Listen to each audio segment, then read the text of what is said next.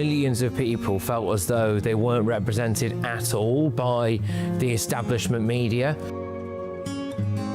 GBNews was needed because there literally was no other voice. Everyone was saying the same thing. GBNews exists because there is a desperate need for fearless journalism that puts the people first. GBNews came on the scene as a disruptor, and it has always been a disruptor ever since.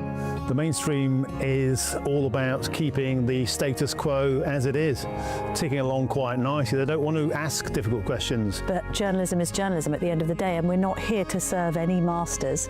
Our masters are our audience. Charlie Peters, he gave a voice to the victims of grooming gangs, and now, of course, it's led to a national inquiry. GBNews exists to make sure those concerns are put forward and people feel as though what they want to ask is put to those in power. We don't take orders from anyone. We ask the questions our viewers and listeners want answering. I know what's actually being discussed by my family and my friends.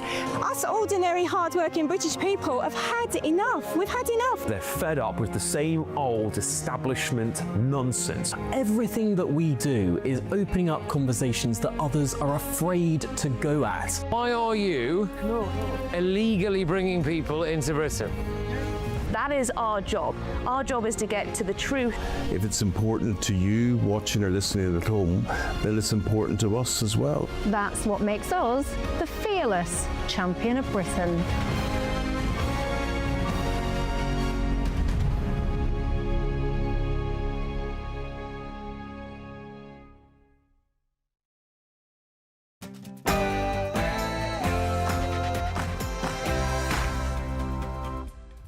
Good morning, it's 9:30 a.m. on Wednesday the 8th of October, live across the United Kingdom. This is Britain's Newsroom with me, Alex Armstrong, and Miriam Cates.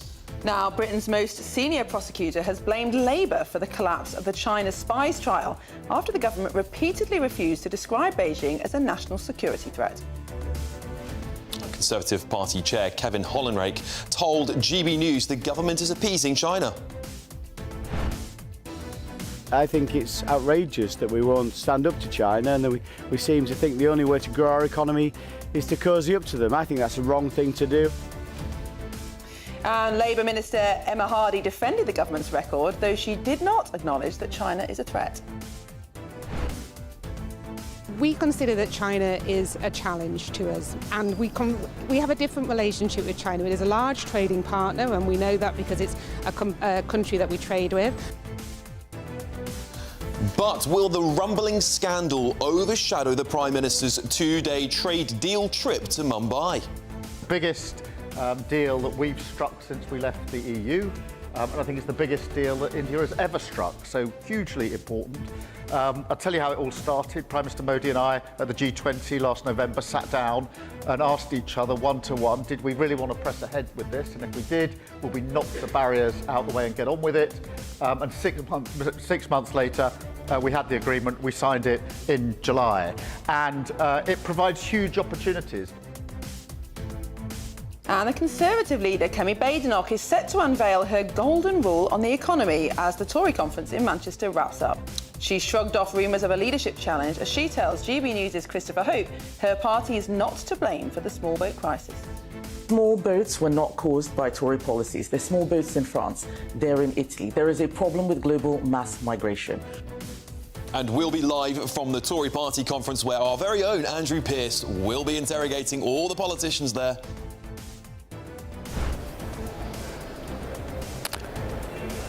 And they're queuing already to get into Kemi Badenoch's speech. She's going to speak around 11 o'clock. It has to be a big speech, a good speech, because she's been in a lot of political trouble. But I sense this week it's been a pretty good week for Kemi Badenoch so far.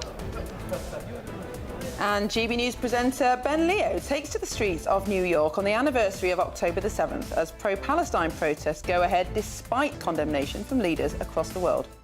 Honestly, I don't feel so safe, but I feel safer than I would in London. I've been watching what's happening in London, and I wouldn't, as a Jew, step foot in London right now. What Sir Lenny Henry calls for £18 trillion of slavery reparations to be paid by the taxpayer to all black Britons, as if this madness will never end, eh?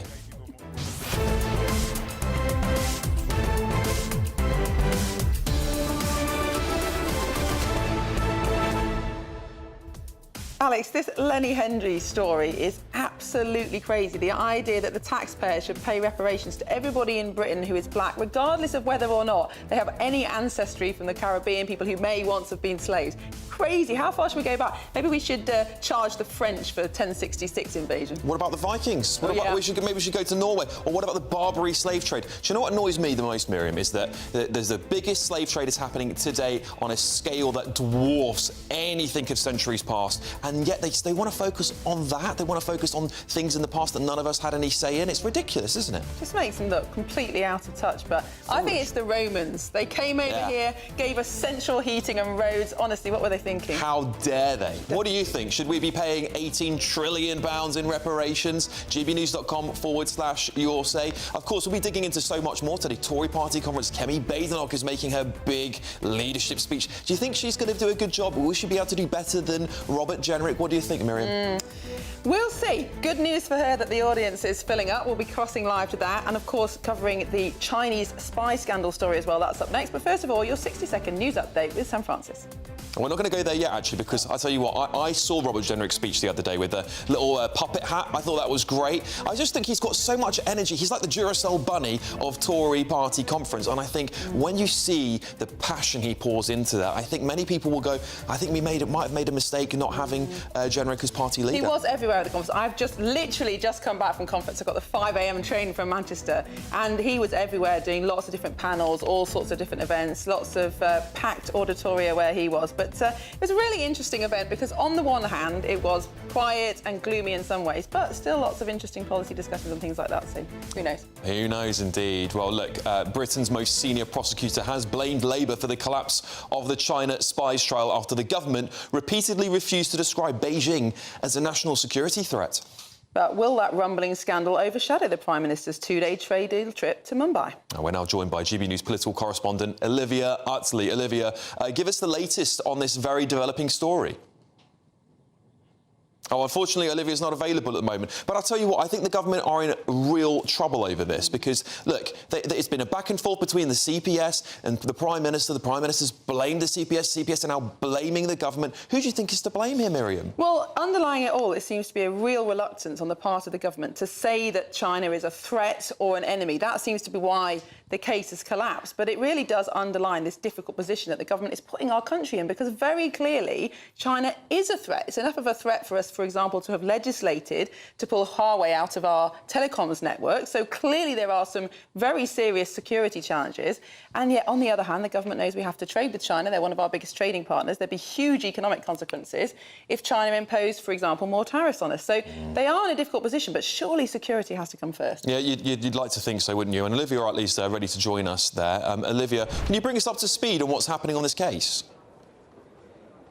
Yeah, so this is a very thin tightrope, as Miriam was saying there, that the government is having to walk. Of course, China is a very important trading partner to the UK. But what has happened, why this case has fallen apart, is because China isn't officially designated as a threat to the UK. The Conservative government, back in 2023, defined China as an epoch-defining challenge. Now, that falls just short of a threat. And although the evidence against these two men who were accused of spying for China would have been enough to convict them back in 2024, a new case involving Bulgarian nationals who were accused and convicted of spying for Russia has meant that there is a new precedent set, and now the burden of proof is higher, and that is why the whole case has fallen apart. So that is why there is now a lot of pressure on the government, particularly from a few Conservative MPs. There are some China hawks in the Conservative Party, among them Ian Duncan-Smith and Liz Truss, who actually made a big point during her leadership campaign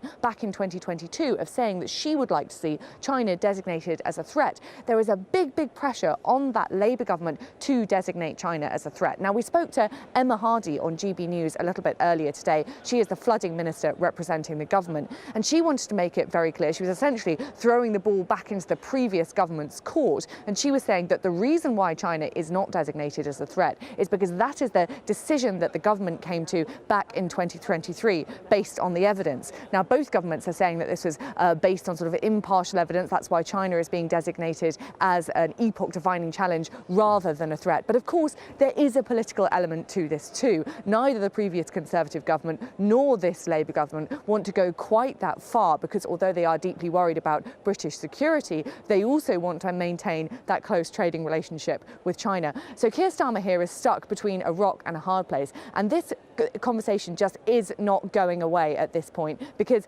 everyone there's so many people here at Conservative Party conference are really, really worried that that China spying case has fallen apart. And they worry too that now a precedent has been set. Now, anyone essentially who is spying for China, given that it is not deemed an official threat to the UK, could potentially end up not being accused. They think it gives they give potential enemies of the British state some kind of carte blanche to spy for China. So this is the situation that Keir Starmer is facing now. He is fighting on so many fronts, and this is just another. Yeah, Olivia, this is a very interesting position the government's in, because they are now fighting with the CPS, the place, of course, where Keir Starmer cut his teeth. And in some articles I've been reading this morning in the press, he is blaming the CPS. He's also pointing the finger at the Conservatives who were previously in government, saying they might bear the responsibility. Is this just sort of everyone pointing fingers at each other with no conclusion at the end of it all? Well, absolutely. There's a real blame game going on now, fingers being pointed everywhere. What it comes down to is this is a political decision, both on behalf of the last Conservative government and on behalf of this Labour government. No one in government really wants to designate China as a threat, because obviously that would be really, really harmful to UK trading. It'll be really interesting to see whether Kemi Badenoch mentions this. I'm outside. There was a queue just forming here earlier today. They've all just gone into the speech. The speech is going to be made at 11 o'clock. It'll be fascinating to see whether Kemi Badenoch makes a reference to this, because previously this has been a big bone of contention within the Conservative Party. There are some serious China hawks in the Conservative Party who believe that it is the biggest threat to the UK. Will Kemi mention it today? The speech is going to be mainly about the economy, but perhaps there will be some mention of foreign affairs, a way to get some clear blue water between herself and Keir Starmer. Well, thank you so much there. That's Olivia Utley, a reporter there at Tory Party conference. We'll see more from Olivia throughout the day. Thank you. Well, in response, the Cabinet Office has insisted that Labour ministers had not been involved in any decisions over the evidence, and the government denied that any political pressure was applied on the CPS to drop the case. OK, well, the European Union is threatening to slap Britain's steel industry with devastating tariffs of up to 50%. Is it time for the Prime Minister to abandon his EU reset? And joining us now is John Elliott, the founder of EBAC Limited, the only manufacturer of washing machines in the UK. Thank you, John, for joining us. This would be a devastating blow to Britain. We, of course, are still suffering with some tariffs due to what Trump has snapped on the United Kingdom, and we know there's parts of the UK that are suffering worse than others on that. This could be the final nail in the coffin for our steel industry, could it not? I'm not sure, actually. My understanding is that we've got a free tariff agreement with the EU, except for goods that aren't manufactured here. If we import something, then they re-export it. But my understanding is that we have a tariff-free agreement with the EU, so I don't know how they can do that. Well, I think they are making an exception for steel to respond to what the Americans and the Chinese have been doing, which is essentially there's a trade war, isn't there, between the Americans and the Chinese on steel. We can make an exception and charge tariffs on their goods to us. We import more from the EU than we export to them. We've got a trade deficit with the EU. In fact, it's our biggest in the world. And our problem isn't steel. Our problem is that our economy, we've got a trade deficit that means we've got to borrow money to pay for it. That's what we've got to look at. How can we reduce our trade deficit and reduce our debt? And the best way, in my opinion, to do that is to make more of the goods in the UK that we import rather than try to export. It's much simpler. Just make things for the. But John, 68% of UK steel exports go to the EU, And the Community Steel Union today have come out and said that this is an existential threat to our steel industry. Europe is the largest destination for UK steel industry, and this threatens access to the EU market. So clearly the steel industry itself is very, very worried about the lack of access to the market. Well, understandably, and that's absolutely right. But the bigger problem is our economic strategy. We don't have an industrial strategy that makes sense. We've got to manufacture more goods in the UK. And the easiest way to do it is manufacture goods that we import, then there's no complications at all. We've just got to get an industrial strategy that makes sense. That's the bigger problem. Yeah, John, I totally hear you, and I do tend to agree with you on that. I don't think we produce anywhere near enough goods in this country anymore. But it doesn't seem like that's going to change anytime soon. The Labour government certainly aren't, at least. That's a long-term. Look, we've got to think long-term. We're in a mess. The country's in a mess. We've got to think long-term rather than putting plaster on problems. We've got a serious problem that we've got to deal with rather than fiddling around with these things. Of course it's important to the steel industry, but if they put a tariff on, we can't do anything about it. Unless we put tariffs on their goods to us, we can retaliate, because supposedly we've got a free trade agreement with the EU. The only exceptions are for the steel that we import ourselves and then re-export. So are they breaking the rules? If they break the rules, we can break the rules. One of the big problems... We're in a strong position with the EU. We import more from the EU than we export to it. Yes, and one of the problems, John, particularly in steel, is what the industry calls oversupply, commonly known as steel dumping. So the Chinese in particular produce far more steel than the world needs, therefore driving down the cost of their steel, and so making it very difficult for Western manufacturers to make any profits. And we have very expensive electricity. We also have very expensive electricity. We've got lots of problems that we've got to deal with. And you're right, they're long-term, but we've got to take a long-term view rather than fiddling around with the short-term stuff. But John, do you think the Labour government are going to do something about this for the long term? Do you think they have an appetite to bring industrial manufacturing back to Britain? Because it seems to me that their economic agenda is quite globalist. Hence why I said I think this is an existential crisis for our steel plants. Because at the end of the day, all we want to seem to do is export the steel, not use it to build things here in this country. Absolutely, you're absolutely right. What can we do? We've got to think, what can we do about it? And the first thing we've got to start thinking about, what's our long-term strategy to get our economy strong? Our economy is very weak, and we've got a deficit. That means we've got more debt. Eventually, I think there's a big risk that the debt is expensive, but eventually we'll not be able to get that debt because we'll not be fit to borrow. Well, that's the big problem. That's the big issue. The steel is very important to one industry, but the bigger problem is our industrial strategy. John Elliott, thank you very much for joining us this morning. That's John Elliott, the founder of eBack Limited. Alex, the problem we have is we have an enormous trade deficit anyway, and so losing any exports is going to be very, very painful for our economy. We just can't afford to lose exports. Yeah, of course we should be making more stuff for our domestic market, but actually exporting is very, very important to our balance of trade. Absolutely right. I just don't see it changing anytime soon. I know so many people want us to reindustrialise, but I just can't see it happening under this government anyway. Still ahead. Sir Lenny Henry has called for £18 trillion of slavery reparations to be paid by the taxpayer to all black Britons. And up next... Now, Reform UK are set to raise Kent council tax despite promising savings. We'll speak to the council leader shortly to learn more. But first, here is your European weather forecast.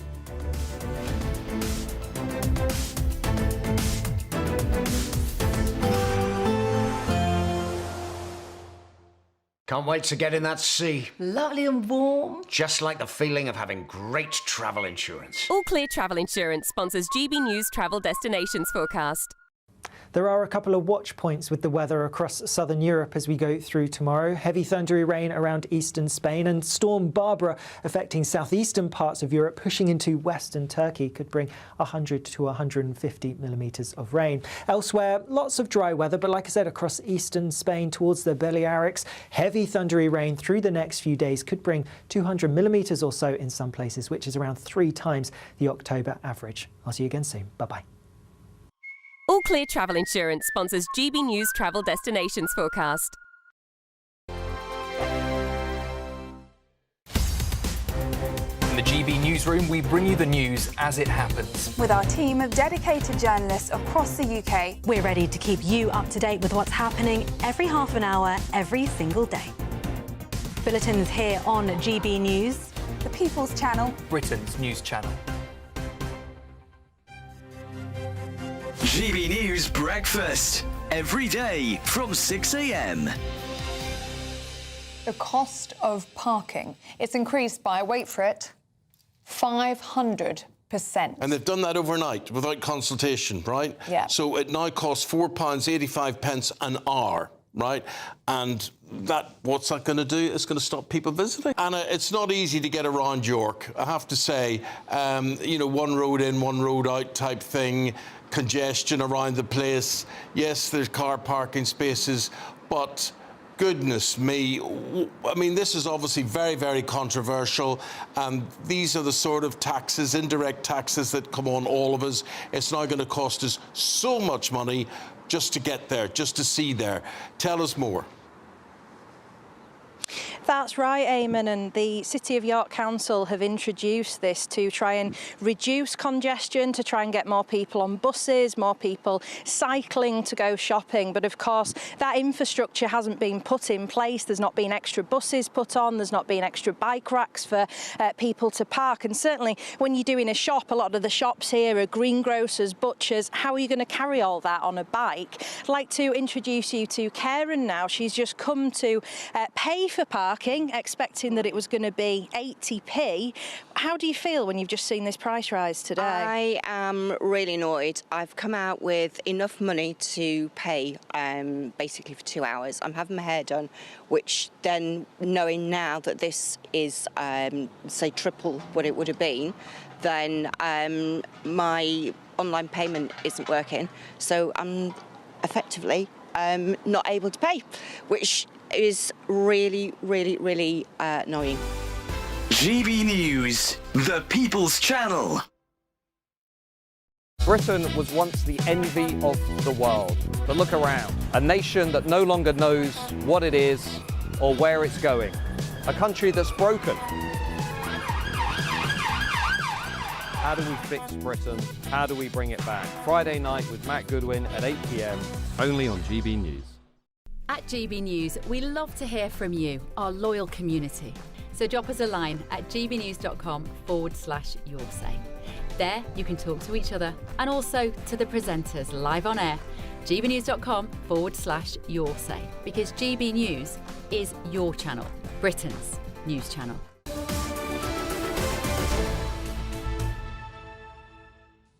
Welcome back. It's 10 to 10. You're watching Britain's Newsroom on GB News. Well, Reform UK's most prominent council is planning to raise council tax next year as the party struggles to find the efficiency savings it promised during the election campaign. Well, let's speak to the leader of Kent Reform UK, Lyndon Kemcaran. Lyndon, thank you so much for joining us this morning. Now, Kent was supposed to be Reform's flagship council, where it was going to save lots and lots of taxpayer money and be able to cut council tax. That hasn't happened, has it? Tell us what's gone wrong. Well, first of all, I'm a little bit disappointed that you're reporting this as fact, that we are going to raise council tax. I think you're referring to the article in the Financial Times, which came out on Monday. That whole article was based upon a journalist overhearing an aside made between two of my cabinet members on a train at an event to bring back the Eurostar services to Kent. So I'm a bit disappointed that they've managed to make a whole article out of something that was basically an overheard piece of gossip. That to me is not proper journalism. I gave an interview to the Financial Times at the same event in which I made it clear that I was not going to make any comment on council tax at all for the coming year, because we simply haven't got to that point in our budget calculations yet. You're right, we are the flagship council. We are the largest council in the country. And I think you'll find that when you look at the savings we have made after being in for just 5 short months, we are well on track for saving taxpayers' money. Maybe not immediately, because don't forget, we are trying to turn around almost 30 years, yes, that's 30 years of Tory mismanagement, and we've only been there 5 months. I think the people of Kent are more intelligent than people give them credit for, and I think they realise that local government is an oil tanker, not a speedboat, and to turn an oil tanker around, it takes a little bit of time. But I am absolutely confident and determined that we will do that. Yeah, Lyndon, are you in a position now to be able to rule out a council tax raise next year? Obviously, some of the savings are incredibly impressive, and I want to at least applaud you for attempting to make savings at such a difficult time. But there are a lot of legal obligations you have as councils, particularly around social care, that require you to spend more money, and those costs are going up. Are you able to rule out a council tax rise at this point? Well, look, I've been asked this question since day one, since I became leader of Kent County Council, and every time my answer has been the same. We are rooting out all sorts of inefficiencies and all kinds of waste that were allowed to fester under the 30 years the Tories were in charge of Kent. We have made massive savings already. We've got a DOLGE team, my Department of Local Government Efficiency. They've been nose to the grindstone from day one, going through every single department in Kent County Council and finding ways to do things better, to do things more efficiently. Just for example, over the summer holidays, my cabinet member for education managed to find £2.5 million worth of savings off the home to school transport budget. Last week, my deputy leader managed to negotiate very hard with Barclays Bank, and by taking some money out of some reserves that Kent County Council always has put aside, he managed to repay a debt that we were due to pay over 40 years. Can you imagine the interest payments on a debt of £50 million over 40 years? Astronomical figures. So very cleverly, he decided to take some money that was being held in reserve, negotiate hard with Barclays, repay the loan at a very favourable rate, saving us another £5.5 million. It's things like that we are doing. Lyndon, I'm so sorry to interrupt you. I'm so sorry to interrupt you. Really appreciate you coming on, and very impressive savings, particularly on cutting down the council's debt, which I think taxpayers will be very keen on. But thank you so much for coming on. We are going to have to leave it there, I'm afraid. Yes, well, still ahead, we'll be live from Tory Party conference where our very own Andrew Pearce will be interrogating politicians. This is Britain's Newsroom with me, Alex Armstrong, and I'm not on work experience today, I promise. I'm really not. Yes, my new intern.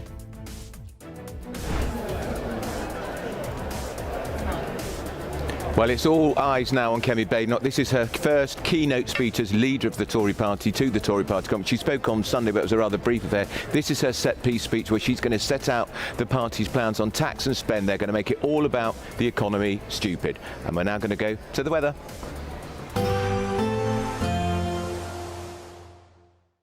Expect warm spells with the odd rude interruption. Box Boilers sponsors the weather on GB News.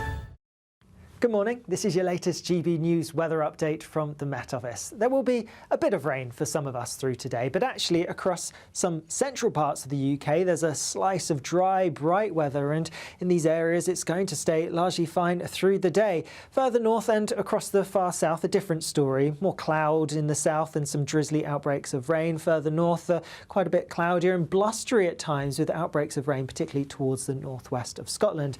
Where we get the cloud, that's going to play a big role in how warm it gets. Cloudy skies towards the south and the north will make it feel a bit fresher, but in those central parts, with temperatures peaking in the mid, possibly high teens or even low 20s, it's going to feel quite warm for some of us. As we go through the end of the day, staying pretty wet across northwest Scotland. The rain's not especially heavy, but it's just going to be fairly persistent, so a damp end to the day and still some blustery winds as well. A drier picture, even some late sunshine across the far east of Scotland, and drier towards the borders area and across much of Northern Ireland as well. For much of England and Wales, it's largely dry. The drizzly rain across the far south should have largely cleared away by the time that we get to around 5, 6 or 7 o'clock. Then as we go overnight, still quite cloudy, still further rain across parts of western Scotland, and there will be a bit of cloud across some northern and western parts as well. Further south and east, clearer skies. And where we get these clearer skies, watch out because there could be some patches of fog developing. These could be locally quite dense and also maybe a touch of frost in the most prone spots.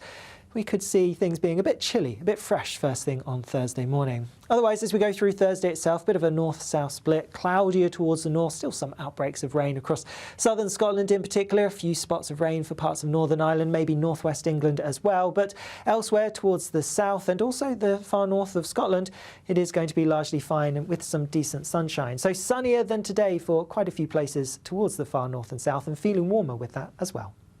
Expect warm spells.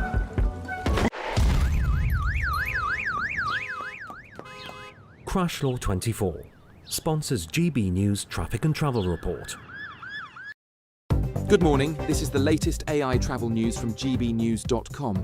In Warrington, a collision on the M6 northbound between junctions 20 and 21 closes lanes, causing 30-minute delays. Greater London's M4 eastbound faces disruption between junctions 3 and 2 due to a broken-down vehicle. Expect congestion in Nottinghamshire on the M1 southbound between junctions 26 and 25. The M27 eastbound between junctions 3 and 5 has an hour delay. Cornwall's A30 eastbound has a broken-down vehicle between the A3047 Redruth East and the A390. And on the trains, Avanti West Coast services are delayed between Milton Keynes and Rugby. For more travel news, go to gbnews.com. Crash Law 24 sponsors GB News Traffic and Travel Report. This is your chance to win a motorhome and cash in our biggest giveaway to date. Courtesy of Marquis Leisure, you could be the proud owner of this 2025 Benamar Primero. It comfortably accommodates 4 people and can be driven on your standard driving licence. Plus, you'll also bank an incredible £30,000 in tax-free cash to spend on anything you like. Make sure you don't miss out. For another chance to win, text WIN to 63225. One entry costs £2.50 plus one standard network rate message. Or text BONUS to 63225. 5 entries cost £5 plus one standard network rate message. Go to gbnews.com/win. Entries start at £2.50. Call 0903 686 3232. Calls cost £2.50 plus your network access charge. Or post your name and number to GB16 PO Box 8690 Derby DE1 9TT. UK only. Entrance must be 18 or over. Lines close at 4 p.m. on the 31st of October. Please check the closing time if listening or watching on demand. Good luck. Hi, I'm Michelle Dewberry, and my show is your opportunity to cut through all the noise and dive in headfirst to some robust debates. Ideas clash. Situation, isn't it? Because the failure is... You're deliberately avoiding my point. Nothing's held back. And if you think this is the end of it, wait for more. And we do not shy away from the difficult stuff. Sometimes I want to shake people and say, if only you understood. So join me on Jubes & Co. weeknights at 6 p.m, only on GB News, Britain's news channel. Mornings don't have to be tiresome, especially if you have the right company. Wake up to news as it happens, opinion and debate, and of course, a little bit of entertainment too. Because when the kettle's on, we're on. That's Breakfast on GB News, a show worth waking up for. Every morning from 6 a.m. Only on the People's Channel, Britain's news channel.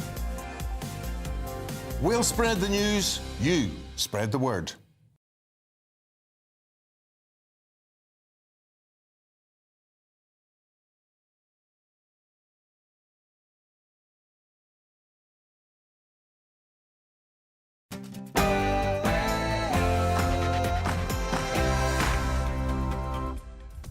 Good morning, it's 10 o'clock on Wednesday the 8th of October. We're live across the United Kingdom. This is Britain's Newsroom with Alex Armstrong and Miriam Cates. Well, Britain's most senior prosecutor blames Labour for the collapse of the China spies trial. That's after the government repeatedly refused to describe Beijing as a national security threat. Well, the Conservative Party chairman, Kevin Hollinray, told GB News that the government is appeasing China.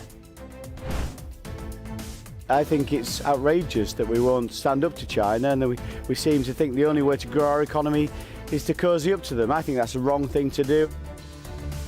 But Labour Minister Emma Hardy defended the government's record, though didn't acknowledge that China is a threat. We consider that China is a challenge to us, and we have a different relationship with China. It is a large trading partner, and we know that because it's a country that we trade with. But will this rumbling scandal overshadow the Prime Minister's 2-day trade deal trip to Mumbai? Biggest deal that we've struck since we left the EU, and I think it's the biggest deal that India has ever struck, so hugely important. The party leader Kemi Badenoch is set to unveil her golden rule on the economy as the Tory conference in Manchester wraps up. She shrugs off rumours of a leadership challenge as she tells GB News' Christopher Hope her party isn't to blame for the small boats crisis.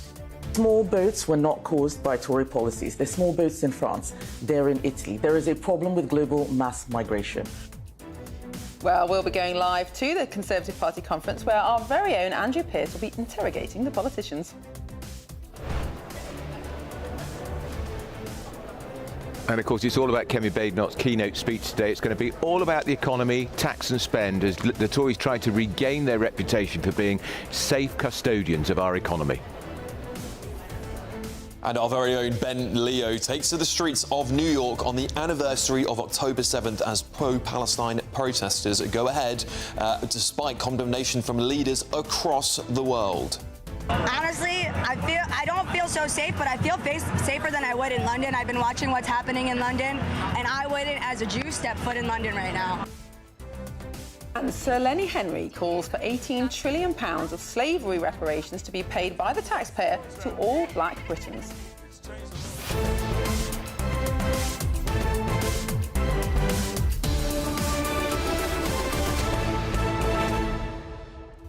I don't know about all of you at home and you, Miriam, but seeing those protesters yesterday, not just in America, of course, but around the United Kingdom at universities, I think it was disgraceful. Disgraceful on the day of memorialising a terrorist attack that killed 1,200 people. Just utterly despicable. Yeah, and it's really interesting, isn't it? The government is considering changing the law on protests to allow the police to essentially block them if they've been going on too long. But we've got to remember that these protests started before Israel went to war in Gaza. So after Hamas had attacked Israel and killed 1,400 people and taken all those hostages, the protests started before the Israeli government had made a single response. Yeah, they put in some sort of plan to Westminster Council so they could protest on the day of the terror attack. I mean, what kind of people do that? I mean, it really does expose them, in my opinion. Yeah. But anyway, what do you think? gbnews.com/your say.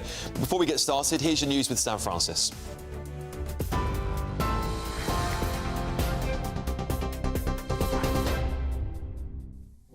Very good morning to you from the newsroom at just after 10 o'clock. Well, the top story this hour, Sir Keir Starmer is under mounting pressure after the collapse of the trial of two men accused of spying for China. The UK's chief prosecutor says ministers failed to provide crucial evidence needed to proceed, despite the CPS trying over many months to get it. Critics accuse Labour of protecting relations with Beijing instead of defending Britain's democracy. But Labour Minister Emma Hardy insists it was the previous Tory government's stance on China that caused the case to fall apart. The amount of evidence required, the level of evidence, is now higher than it was back in 2023, and they've therefore dropped the case. Now, we as a government are disappointed that this has happened, but to be absolutely clear, this is based on the evidence and the status of China from 2023. It is not based on the circumstances which the present government finds themselves in. Kemi Badenoch will promise a new economic golden rule, halving savings between cutting the deficit and lowering taxes in her first conference speech as the Conservative leader today. She'll say her party is the only one with a plan to get the economy back on track and accuse Labour of creating a borrowing and tax doom loop. The Tories have pledged £47 billion in annual savings through cuts to welfare, the civil service and foreign aid, along with £9 billion in new spending, including tax rebates for young people. Despite sinking poll numbers, Kemi Badenoch insists she's not losing, but going to be winning.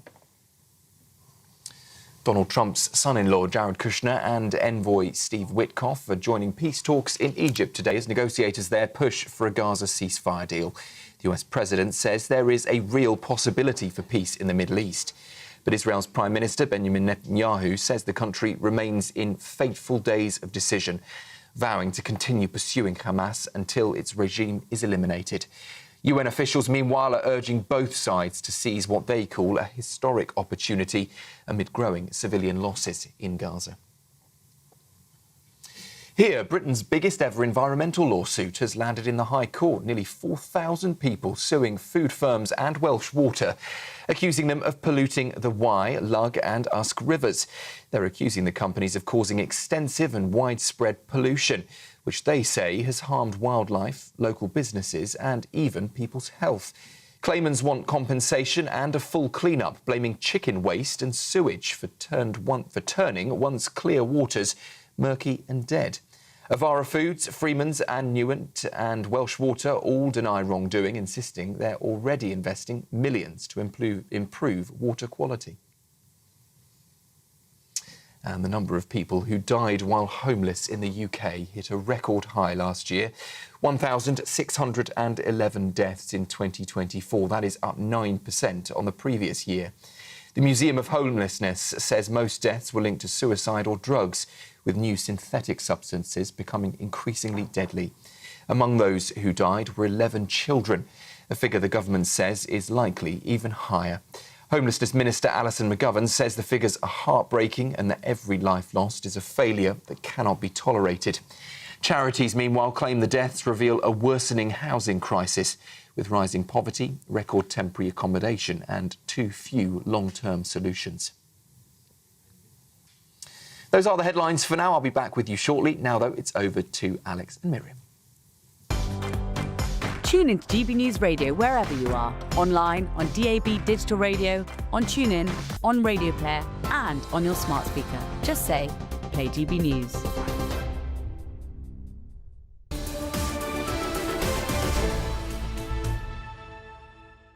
Welcome back to Britain's Newsroom, live across the United Kingdom on GB News with me, Alex Armstrong, and Miriam Cates. Now, in our main story today, Britain's most senior prosecutor has blamed Labour for the collapse of the China spies trial after the government repeatedly refused to describe Beijing as a national security threat. But will the rumbling scandal overshadow the Prime Minister's two-day trade deal trip to India, Mumbai? Well, the Shadow National Security and Safeguarding Minister, Alicia Kearns, joins us now. Alicia, good morning. Welcome. Thank you so much for joining us. A very concerning story, this, and of course it has affected you personally. Can you explain when you first became aware of these two potential spies within Parliament? So I was first aware of the allegations when I was actually sat in my office with one of the individuals having a meeting about some legislation we were trying to amend to be tougher on China. And I was called in by Parliamentary Security and informed that in about a week to 10 days' time, the individual was going to be arrested. As you can imagine, I was pretty shocked. Felt an enormous sense of betrayal at what was being alleged. And then I had to go back to my office where the individual was still waiting for me. So as you can imagine, it's been a pretty difficult 2 years, but the last 2 weeks have been by far the most trying because obviously we expected a trial to go forward. I'm a witness. I want to know what evidence there is, what information there is available. And because of the government stonewalling, I have no idea why the case was dropped, why it hasn't proceeded, and ultimately that we've landed in the situation we are in now, which is a constitutional crisis. Yeah, Alicia, the Telegraph have reported, or at least alleged, that Jonathan Powell, the former Chief of Staff to Tony Blair and, of course, now National Security Advisor, blocked evidence despite MI5 being, at least having it available to provide. Where do you think the blame lies here? Because fingers are getting pointed in all directions, at the Conservative Party, at the CPS, at Jonathan Powell. Who seems to be to blame from what you understand? Well, what's quite extraordinary is that overnight the Crown Prosecution Service has issued the letter where they've made clear that the evidential basis was met back in 2023. They were ready to proceed with the prosecution. Heads of security agencies told us it was a slam dunk case. Then you have Labour come to power, and the CPS has now said that they spent months and months and months asking the Labour government for the evidence they needed to be able to go to trial. The government didn't provide that evidence, and as a result, the prosecution was spiked, and the CPS had no choice, really. Their hands are bound. They couldn't proceed. So what's extraordinary is that for weeks we had the government saying, well, it's independent prosecutorial decisions. You know, this is the CPS, they're independent. And now they're turning around and saying it's the Conservative government's fault. Well, if the CPS is independent under them, are they trying to allege it wasn't under us? It's a complete hypocrisy. And I think, unfortunately, when you stonewall and when you give absolute silence to the British people, it either suggests that you are inept or that there is conspiracy to be found. And on that, what do you think of the new government's position on China? They clearly want to have good trading relationships with China, but do you think there's a danger in that they will not take seriously the security threat? Miriam, you know, like me, we need to rely on the fact that the government will protect us as members of parliament to do our jobs, to make our country safer, to do what we need to. I don't currently feel that I have the backing of the government, that they will keep me safe if I continue to do everything I can to keep our country safe from threats from China. Ultimately, all we've seen since the government came to power, unfortunately, is a desperate desire to do some sort of grubby deal with the Chinese through the Treasury. You know, we've had Keir Starmer in his first meeting with Xi Jinping Jinping caught on video saying, "I promise you, I'm looking at the embassy. That's the priority. I'm doing what I can." Lots of visits. We had Jonathan Powell sent on a secret visit to China that the government tried to keep from the British people. The Chinese government celebrated it and said it was a sign of what a good relationship was. So that's how we found out about it. Ultimately, we've seen nothing from this government that suggests they're willing to stand up to the Chinese government and keep us safe. And that, for me, is an enormous concern because we are under attack. Yeah, it seems to me that the embassy is the next thing boiling. This was something that, of course, former Deputy Prime Minister Angela Rayner would have been looking at. Is there now concerns that the embassy will go ahead with these sort of blank plans that the public will not be allowed to see and the government won't be allowed to see? Is that the next part of this story? I'm afraid so. I think that's exactly what we're going to see. As I said, Keir Starmer in his first face-to-face meeting and his first phone call with Xi Jinping reassured him that he was putting attention and focus on this. And we have to look at it in the context of over the last few months. We saw hostage and kidnap letters delivered to the neighbours of British Hong Kongers living on British streets, which said, "Please take this person, kidnap them and deliver them to the Chinese embassy in London." So what exactly do we think bigger Chinese embassy is going to do? All it's going to do is heighten the ability of the Chinese Communist Party to spy on our country, to undermine our country and to make us less safe, and crucially for them to have better opportunity to attack Hong Kongers who've come to our country seeking rule of law, safety and protection. Well, Alicia Kearns, Shadow Safeguarding Minister, thank you so much for joining us this morning. Well, in response, the Cabinet Office has insisted that Labour ministers had not been involved in any decisions over the evidence given. The government denied that any political pressure was applied on the CPS to drop the case. Just before we go, because I do have some criticism of the Conservative Party on this, because David Cameron has famously warmed up to the Chinese. We have Chinese investment all across London, and you might celebrate that. However, we did go too far, I think. We brought our enemies too close to us, and I think it's put us at risk. I think there was a real naivety, wasn't there, in the early 2010s that actually China was opening up and their economy's opening up, but their politics has certainly not become any more democratic or pro-Western. I think they pulled the wall over our eyes, frankly, but there we go. Yeah. Let's cross now to GB News presenter Andrew Pearce, who is at Tory party conference for us. Andrew, lovely to see you. Yeah, good to see you. Well, Reform staged quite a clever raid on the Tory conference yesterday when 20 Tory councillors defected to Reform on the eve of Kemi Badenoch's speech. I think there was a frustration for the Reform, actually, that they didn't get an MP, but 20 councillors nevertheless, pretty embarrassing. And a little earlier I spoke to Alex Clarkson, because two of these councillors came from Hertfordshire. I spoke to Alex Clarkson, who is a leading Tory councillor in Hertfordshire, who was pretty fed up with the defections, as you can imagine. Take a listen. So on the eve of Kemi Badenoch's conference speech, 20 Conservative councillors defected to Reform. It was a carefully calculated series of defections designed to embarrass the Conservative Party. One of the Conservatives who defected was a leading figure in Stevenage Borough Council, and I'm joined now by Alex Clarkson, who was the parliamentary candidate for the Tory party in Stevenage last year, and is also a Conservative councillor in Stevenage. You didn't win your seat, frankly, because of Reform. Absolutely, yeah. And now it seems Reform is stealing your councillors as well as your voters. It's very difficult. Now, I stood in the parliamentary election last year in Stevenage, actually a councillor in Hertsmere, and it was two Hertsmere councillors that defected yesterday. And it's so difficult to come on here, Andrew, and talk about two people that my dear friends, not only friends, but people that I'd gone out and helped get elected. Councillor Clapper was elected in what's a very safe Conservative division in May of this year. She was elected as a Conservative on a Conservative manifesto, and Conservative voters voted for her. It's very difficult to come on, and one does feel betrayed. You do feel let down. Caroline Clapper was on Martin Daubney yesterday, said she'd been considering this for a couple of years. How then can you go on the doorsteps and knock on doors pretending you're a Conservative, and all the while you're thinking of defecting to another party? But aren't these defectors, Alex Clarkson, reflecting what's happening in the country at large? Reform is now 30 points in the polls, surging ahead. The Tories trailing at 16 points. Absolutely. Look, Reform have highlighted a number of key issues, the issues that we've actually have been talking about at this conference. We need a stronger economy and stronger borders. We know what stopped us, getting control of our borders last time. That was the ECHR, that was the ECAT. We have pledged to leave that, but we don't do dog whistle politics. This isn't junk food politics like I think Reform is. Bear in mind, I think Reform is more left-wing on some of its economic policies than we are. Like the two-child benefit cap, like sweeping nationalisation, like the magic monetary politics. they're promising increasing public spending and tax cuts at the same time. That simply doesn't make sense, and that's why I do question the likes of Councillor Clapper, who was a dear friend, and also I thought someone with good political nous. You don't have political nous if you announce your defection on the same day as October the 7th. These 20 councillors, there was no MP that's defected. Well, you got 20 councillors out of tens of thousands. Also, come on, heavily Jewish community in Hertsmere. Don't announce your defection on the same day and then say that Reform stand up for the Jewish community more than that. I think it was insensitive. A little bit insensitive, and I just think it may actually reflect maybe that's what Reform are all about. Judge a politician based on their principles. I'd have maybe announced a defection not on October the 7th.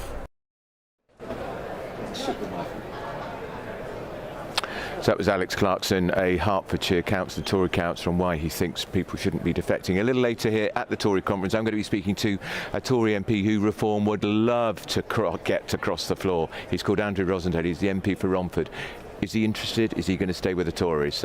Stay with me and you'll find out.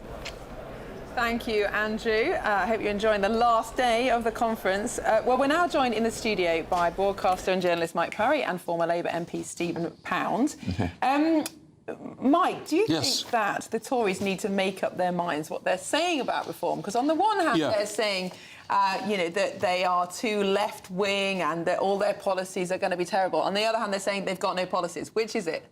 Sorry, we're talking about the Tories' view of Reform. Yes. Was it Kevin Hollenrake who was talking this morning, the Tory MP, who edged as close as I've seen any Tory MP towards we've got to do a deal? And yet, I think on page 2 of the Daily Mail this morning, Kemi Badenoch is saying, under no circumstances will I make a deal. Now, my personal view of it, having been a lifelong Tory, is that the Tories have a fantastic framework as the most successful political party in the world and a huge history of knowing how to win elections when they've got the right people to do it.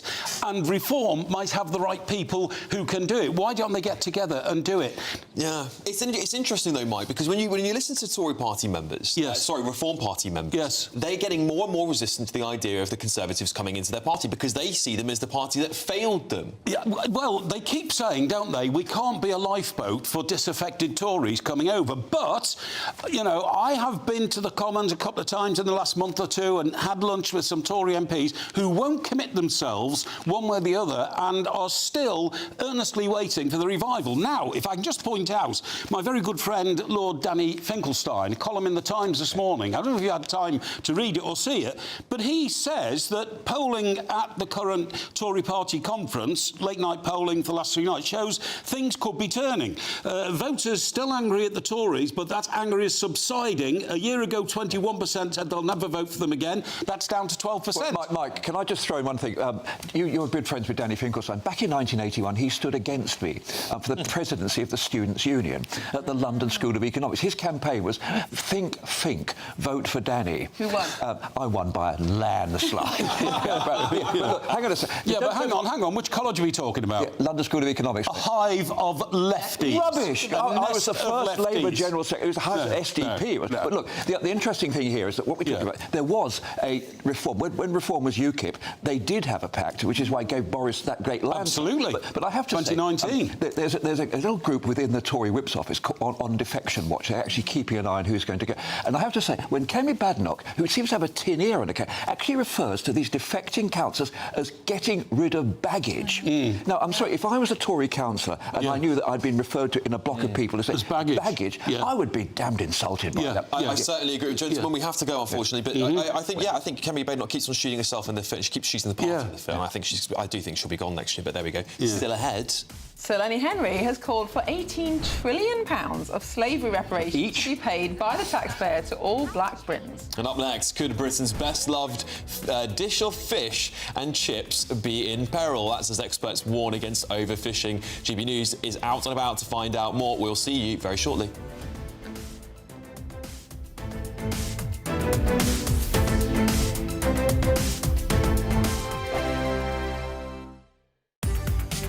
From the school run to the home run, watch a new show for all of Britain. He can say whatever he wants. A straight-talking show where all voices are heard. And, you know, when are we going to stop talking about smashing the gangs and actually do it? With the stories that matter from every part of our country. There's a bit of a crash landing there for your Chancellor. Bold, fearless and standing up for you. That's me, Martin Daubney, 3 p.m. till 6 p.m, weekdays, here only on GB News. The People's Channel, Britain's news channel. This is GB News, Britain's news channel.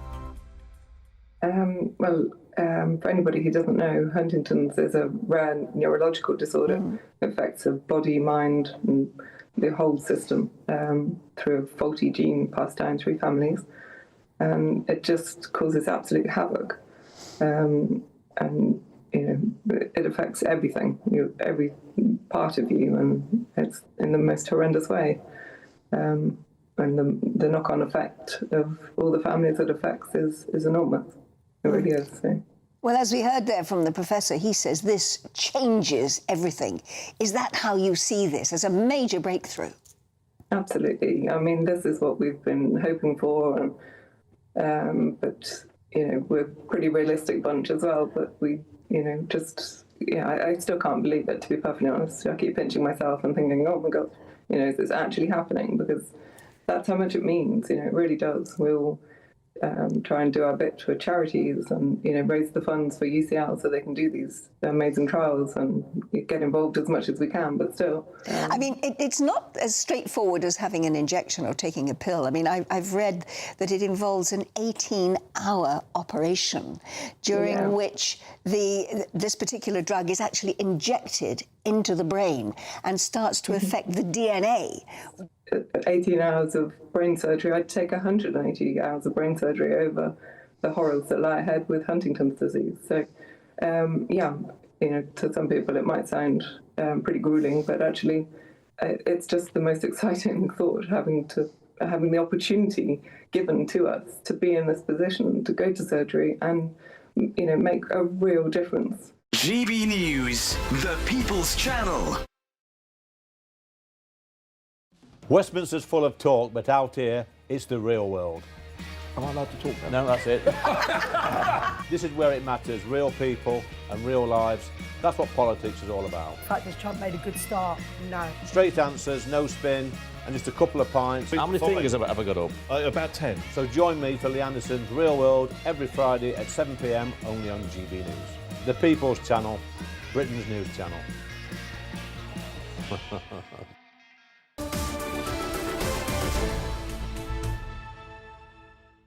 Welcome back to Britain's Newsroom, and something a little bit different. What would you do if fish and chips were no longer available? Well, it could happen thanks to a shortage of fish supplies. That's right, overfishing is apparently to blame.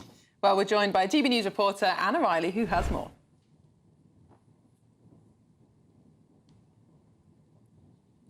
Oh, unfortunately, we've lost Anna. We've lost Anna. Oh, well, that's a shame. We'll hopefully bring you those pictures soon, because I really want to hear what Anna's got to say, because you know, fishing is part of the lifeblood of our country, isn't it? It's been fish and chips, yeah. And what would you do, Mike, if you lost your fish and... Yeah, what would you do if you lost fish and chips? I'd go abroad to get them. I mean, I love them that much, you know. One of the... So where would you go? Which is the fish and chips capital of the world that you would go to? I would just go abroad. When I lived in America, I was delighted that if you went to any Irish quarter, you got fantastic fish and chips, you know, the Irish pubs and all that kind of stuff. But to me, one of the greatest disasters of the, you know, the cost of living explosion is the cost of fish and chips at your fish and chip shop. I used to say it was a cheap dish. A bit of fish, a few chips, probably £1.50, £2.50, something like that. It's now £13. £13.50 at my local fish and chip shop. We have got Anna back, so to find out more about this crisis in overfishing, we'll go back to Anna Riley. Hold the front page.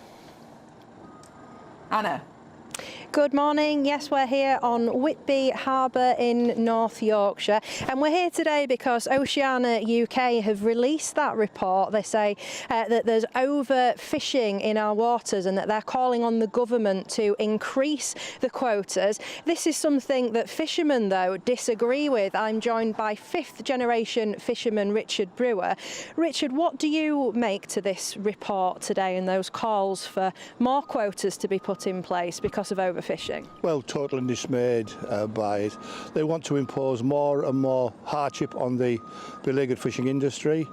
These quotas have no basis in fact or science. It just seems it's mostly political. And I'm afraid it's the fishing industry, again, being thrown to the wolves of this conservation lobby we seem to have. And how difficult is it in the industry now, especially that new deal that was done with the EU, 12 years of access to our waters? Well, the 12-year deal that was done, they've just taken away from us the ability to negotiate again with the EU. It's a fait accompli that's been done, and well, we can't do anything for 12 years. I do really hope that we get a change in government. And what have you heard that might happen to cod next year? Well, I'm afraid the recommendations for cod next year are abysmal.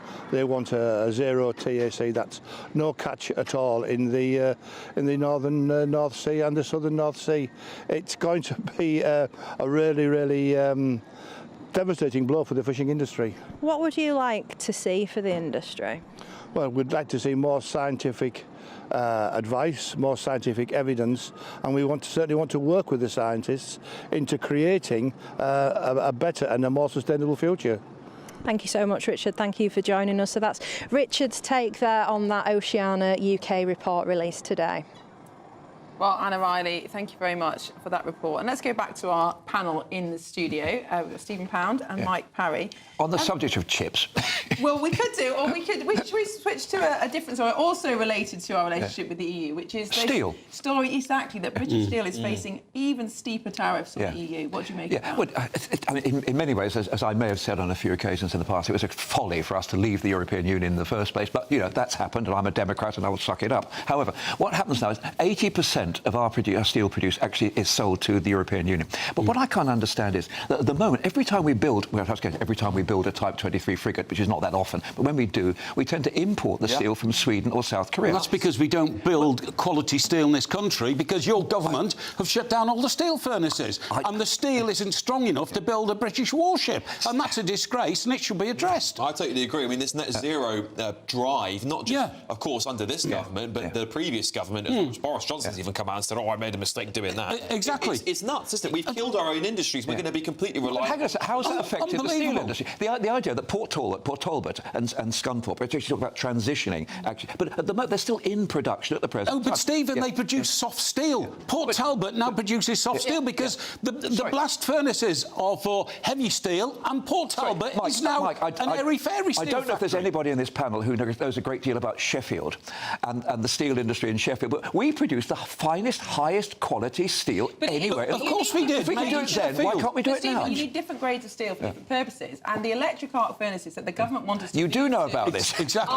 Do produce steel much more cleanly in terms of carbon emissions, but you can't use them for certain purposes because it's not strong. Meanwhile, China's popping up these factories left, right, all over the place. All over the place. But you can see how determined this government was to close down our steel industry. Not only did they close the blast... Why would they? Because they do. Because they're ideologically... It's the last government as well, and the problem is that they made this pretence of we can reduce emissions by producing less steel, and then we'll import the steel from China where it uses double the emissions. It just doesn't make sense. But here's the reality. Donald Trump has put massive great tariffs on steel. As a result of that, Chinese steel is no longer being sold. It's being dumped in Europe. I totally agree. Donald Trump and China here. Point out, they're so determined that we banned producing the sort of coke and coal that produces the steel we need. We even closed down the pits. Yeah, because to create the steel, you need energy. Of course you do. Energy is now more expensive than anywhere else across Europe. We have the worst prices because, again,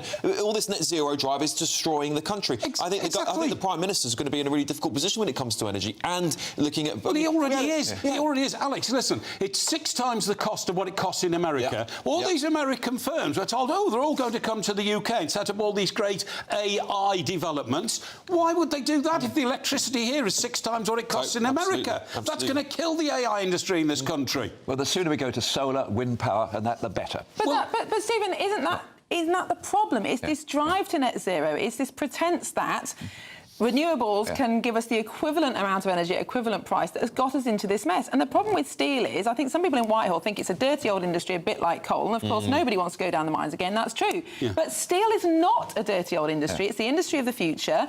We need steel for all of our infrastructure projects. We should be producing it here, whether it's dirty or not. Of course we should. And also... Let Steve hang on a second. Sorry. I actually worked at Richard Thomas and Baldwin's in Scunthorpe. There used to be 3 huge steelworks, Appleby, Frodingham, Lysites and Richard Thomas and Baldwin's.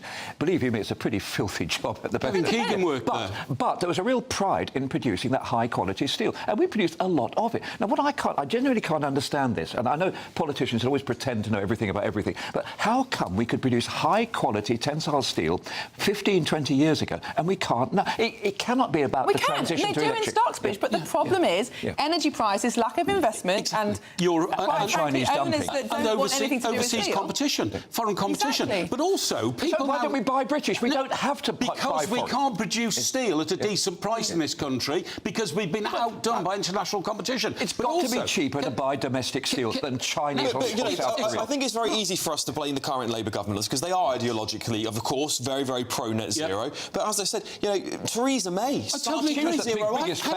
She started this all off. Let the audience be clear because we need the audience to understand this. It was the Tory party that started net zero. Theresa May pushed the 80% deadline for clean energy to 100%, right, in the same time frame. And the other thing that I want to point out to your millions of viewers about the China thing is people throw it at me now and say, well, China is the biggest producer of natural energy in the world from wind power and from solar. Do you know what? They're right. But do you know what also? They're still building a new coal-powered fire station a week. And the reason they've got into solar and wind is because they are so upping their industrial output, they want every ounce of energy they can get from anywhere on their land. That was last year's news. I mean, China is now actually self-sufficient in solar energy. They're actually not opening new coal. They certainly are at the same time.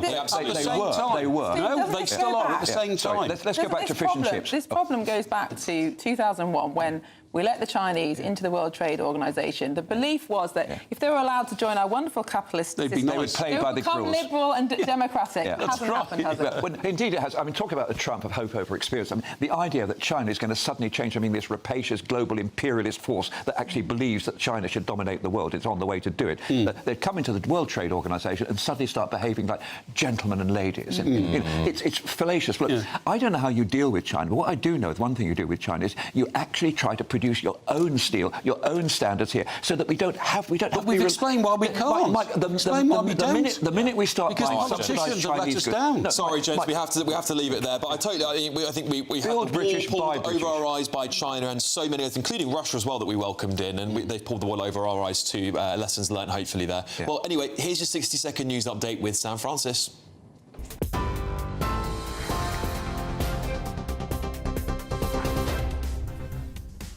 Very good morning to you. 10:34, the top story this hour. The UK's top prosecutor has revealed a high-profile case against 2 men accused of spying for China collapsed because the government couldn't provide enough evidence. Charges against the 2 men, parliamentary researcher Christopher Cash and teacher Christopher Berry, were dropped, sparking fury from MPs. The Director of Public Prosecutions says despite months of effort, witness statements didn't meet the bar to prosecute. At the Tory conference, Kemi Badenoch is vowing to bring back what she calls fiscal responsibility, unveiling a new golden rule to cut borrowing and taxes. She'll accuse this morning Labour of borrowing and tax doom loop and insist Conservatives are the only party with a plan to fix the economy. Donald Trump's son-in-law Jared Kushner and envoy Steve Witkoff are joining peace talks in Egypt today as negotiators push for a Gaza ceasefire. The US president says there is a real possibility for peace in the Middle East, while Benjamin Netanyahu calls it a fateful moment of decision. Britain's biggest ever environmental lawsuit has landed in the High Court. Nearly 4,000 people are suing food firms and Welsh Water, accusing them of polluting the Wye, Lugg and Usk rivers.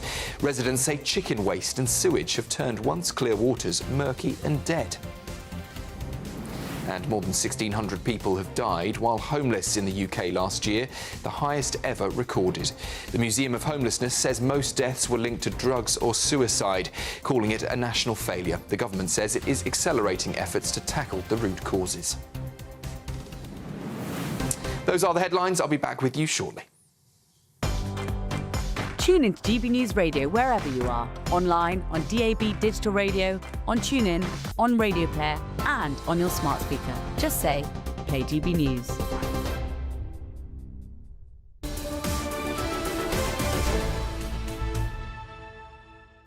OK, coming up, with rumours around more defections to Reform UK, we'll be crossing back to Tory party conference and asking MPs whether they'll go next. And this is Britain's Newsroom, only on GB News. Good morning, this is your latest GB News weather update from the Met Office. There will be a bit of rain for some of us through today, but actually across some central parts of the UK there's a slice of dry, bright weather, and in these areas it's going to stay largely fine through the day. Further north and across the far south, a different story. More cloud in the south and some drizzly outbreaks of rain. Further north, quite a bit cloudier and blustery at times with outbreaks of rain, particularly towards the northwest of Scotland. Where we get the cloud, that's going to play a big role in how warm it gets. Cloudy skies towards the south and the north will make it feel a bit fresher, but in those central parts, with temperatures peaking in the mid, possibly high teens or even low 20s, it's going to feel quite warm for some of us. As we go through the end of the day, staying pretty wet across northwest Scotland. The rain's not especially heavy, but it's just going to be fairly persistent, so a damp end to the day and still some blustery winds as well. A drier picture, even some late sunshine across the far east of Scotland, and drier towards the borders area and across much of Northern Ireland as well. For much of England and Wales, it's largely dry. The drizzly rain across the far south should have largely cleared away by the time that we get to around 5, 6 or 7 o'clock. Then as we go overnight, still quite cloudy, still further rain across parts of western Scotland, and there will be a bit of cloud across some northern and western parts as well. Further south and east, clearer skies. And where we get these clearer skies, watch out because there could be some patches of fog developing. These could be locally quite dense and also maybe a touch of frost in the most prone spots. We could see things being a bit chilly, a bit fresh first thing on Thursday morning. Otherwise, as we go through Thursday itself, a bit of a north-south split, cloudier towards the north, still some outbreaks of rain across southern Scotland in particular, a few spots of rain for parts of Northern Ireland, maybe northwest England as well, but elsewhere towards the south and also the far north of Scotland, it is going to be largely fine with some decent sunshine. So sunnier than today for quite a few places towards the far north and south, and feeling warmer with that as well.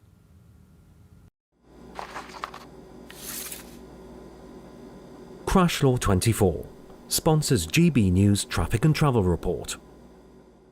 Good morning, this is the latest AI travel news from gbnews.com.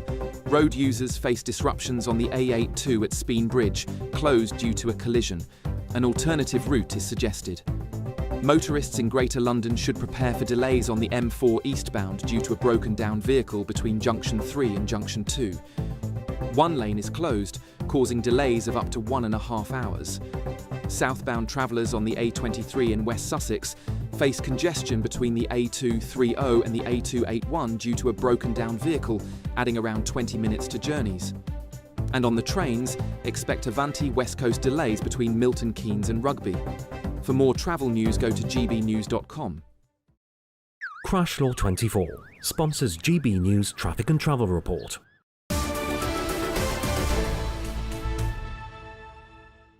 It's almost 20 to 11. This is Britain's Newsroom with me, Alex Armstrong, and Miriam Cates.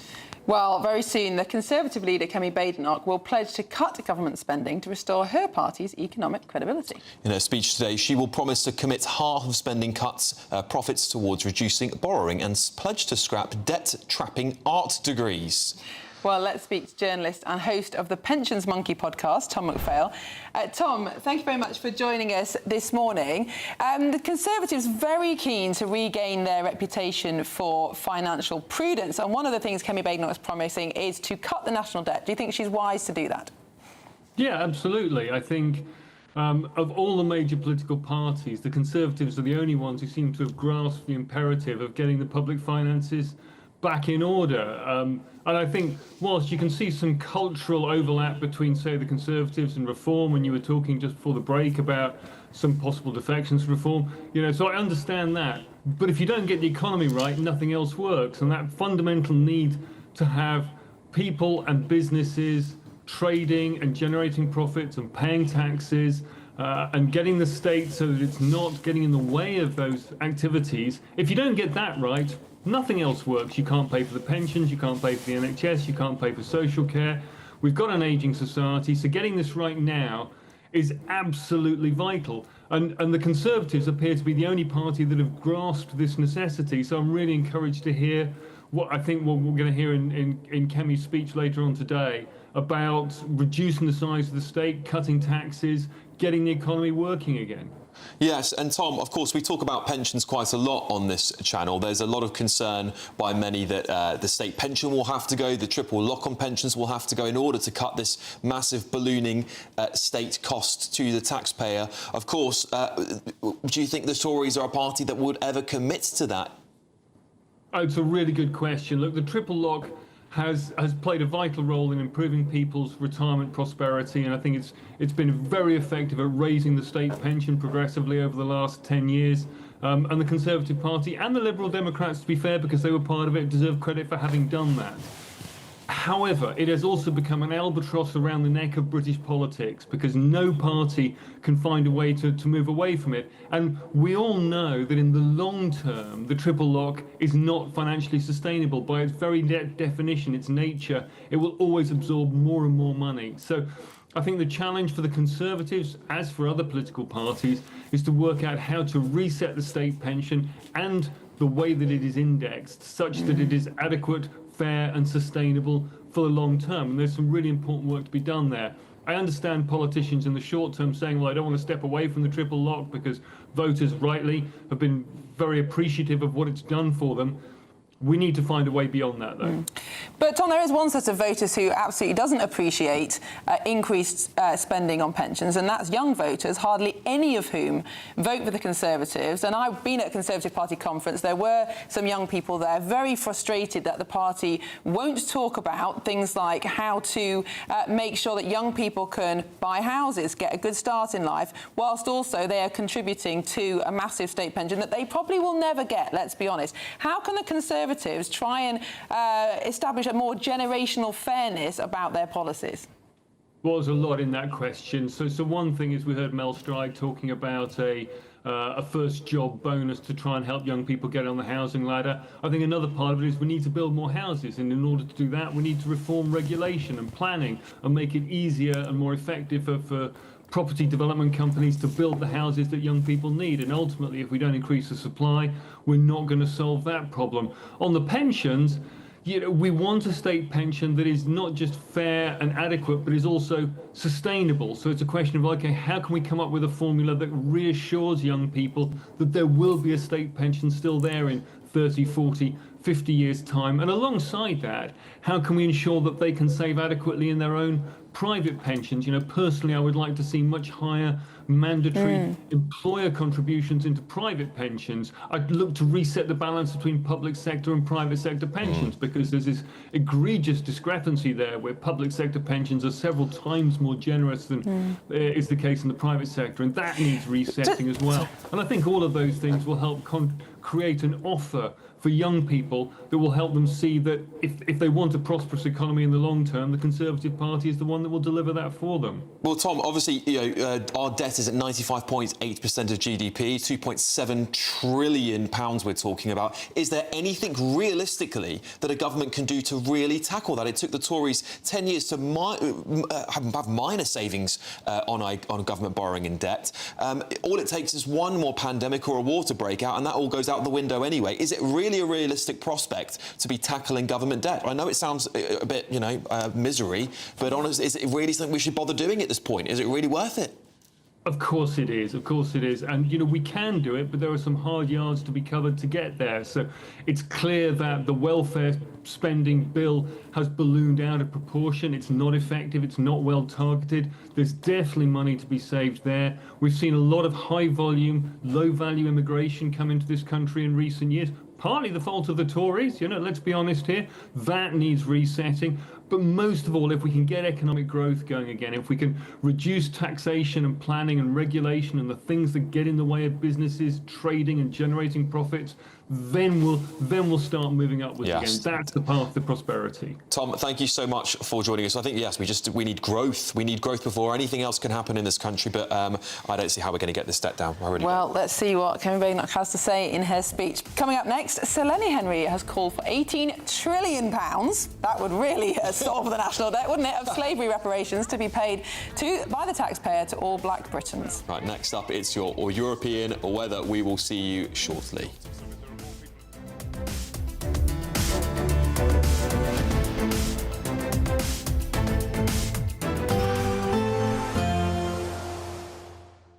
I forecast a perfect holiday in the sun. Weather looking good then? For sure, and no worries about our travel insurance. All Clear Travel Insurance sponsors GB News Travel Destinations forecast.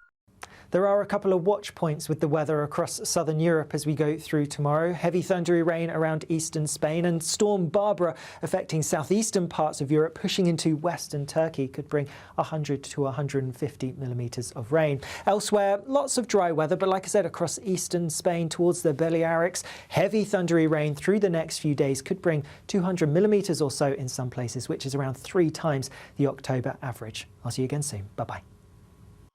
All Clear Travel Insurance sponsors GB News Travel Destinations forecast.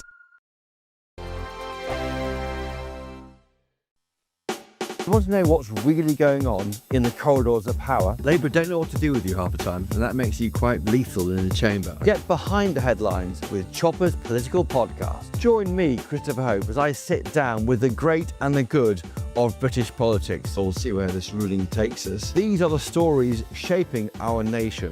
Chopper's Political Podcast, available now on all platforms. Listen in and stay ahead. Join me, Nana Akwe, for an informative, interactive news programme with a difference. It's fun. No, he didn't say that, though. I'm so surprised. I think there's an element of truth to that. Join me from 3 p.m. every weekend, only on GB News, Britain's news channel. Decisions made in Washington aren't just shaping America, they're shaping Britain too. From migration to global security, from crime to health. Whatever happens in the White House today will be felt in your town or city tomorrow. That's why The Late Show is live from Washington, DC. Cutting through the politics to show you what it all means for Britain. The Late Show live every night at midnight. Only on GB News, Britain's news channel. At GB News, we love to hear from you, our loyal community. So drop us a line at gbnews.com/yoursay. There, you can talk to each other and also to the presenters live on air. gbnews.com/yoursay, because GB News is your channel, Britain's news channel. Hi, I'm Michelle Dewberry, and my show is your opportunity to cut through all the noise and dive in headfirst to some robust debates. Ideas clash. Situation, No, isn't it? no, Because the because failure is... you're the failure is... deliberately avoiding my point. Nothing's held back. And if you think this is the end of it, wait for more. And we do not shy away from the difficult stuff. Sometimes I want to shake people and say, if only you understood. So join me on Jubes & Co. weeknights at 6 p.m, only on GB News, Britain's news channel. Mornings don't have to be tiresome, especially if you have the right company. Wake up to news as it happens, opinion and debate, and of course, a little bit of entertainment too. Because when the kettle's on, we're on. That's Breakfast on GB News, a show worth waking up for. Every morning from 6 a.m. Only on the People's Channel, Britain's news channel. We'll spread the news, you spread the word. Britain was once the envy of the world, but look around. A nation that no longer knows what it is or where it's going. A country that's broken. How do we fix Britain? How do we bring it back? Friday night with Matt Goodwin at 8 p.m, only on GB News.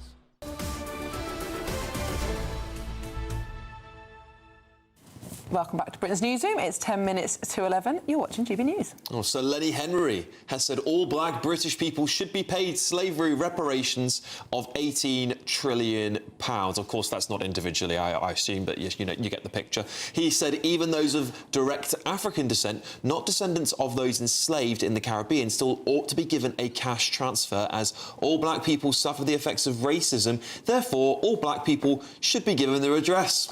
Well, joining us now is the director of Don't Divide Us, Alka Siegel-Cuthbert. Alka, thank you so much for joining us this morning. What do you make of Lenny Henry's intervention here? Do you think there's a just case for paying reparations? Thank you for asking me. My first response is when I heard about Lenny and this book or whatever it is by Lenny Henry and a co-author was. I think, oh, for goodness sake, you know, I wish he'd just stick to doing the adverts for the hotel that he was doing. You know, it's just sort of that was. But I think more seriously, there is a bit of a problem when we've got these kind of celebrities whose professional careers are probably past their best, and they kind of do these publicity stunts that are very unhelpful, because what they're doing is really they're helping to bit by bit they help legitimise a really silly, simplistic, reductive and distorted view of both history and, in this case, of geopolitics and, you know, what reparations are for and what have you. I mean, Britain is not the eternal oppressor state. The Caribbean and African nations are not the perpetual agency-free victims that these narratives rest upon, really. And, you know, you've got for every kind of rather silly claims made by Lenny Henry, you've got major institutions, including the commissioners of the Church Commission of the Church of England, who are basically supporting the same story, the same narrative. Very divisive and untrue, frankly. And Alka, of course, when we talk about this, we talk about the British Empire, don't we? We've just got live footage here of Kemi Badenoch on her way to make her speech. There you go. Alka, of course, just going back to Lenny Henry, we don't talk about the British Empire in very fond light, do we, anymore? There's many on the left who are very disparaging of it, but of course there's many good things the British Empire did give us. Of course, we're very critical of the slave trade, but we then spent, 50% of our GDP to stop global slavery, as well as you know, our own blood and sweat to do so. And we never get praised for that, do we, Alka? Because it's kind of so British to be very kind of, you know, like non-assuming in a way, like we don't kind of beat the drum. And rather than argue about, you know, individual figures who some people may like or not like, the abolition of slavery was such a huge thing, and it wasn't just an elite an elite initiative. It was something. It was a popular campaign. You know, there were ordinary Christian parishioners. There were people in the Navy who gave time, effort, money, and their lives in some cases to end that. And once that was done, you know, what that did, you know, the New Testament posits moral equality of everybody, right? Britain, in the early 19th century, made that possibility an actual thing in law and custom, and that's been influential throughout the world. So, you know, please let's celebrate the day Britain, you know, the day Britain ended slavery. Let's big up that. And we need to get away. These are really simplistic narratives. Britain already gives like over 14 billion, I think it is, on overseas development assistance. The top three countries are Ukraine, Afghanistan and Ethiopia. Alka, I'm so sorry to cut you off. We've run out of time. Alka, thank you so much for joining us. Completely agree with everything you're saying. Common sense. And 18 trillion would be £600,000 per household. But don't go away, because Tory leader Kemi Badenoch is going to speak in the next 15 minutes. Can she do enough to bring back voters from reform? This is Britain's Newsroom on GB News.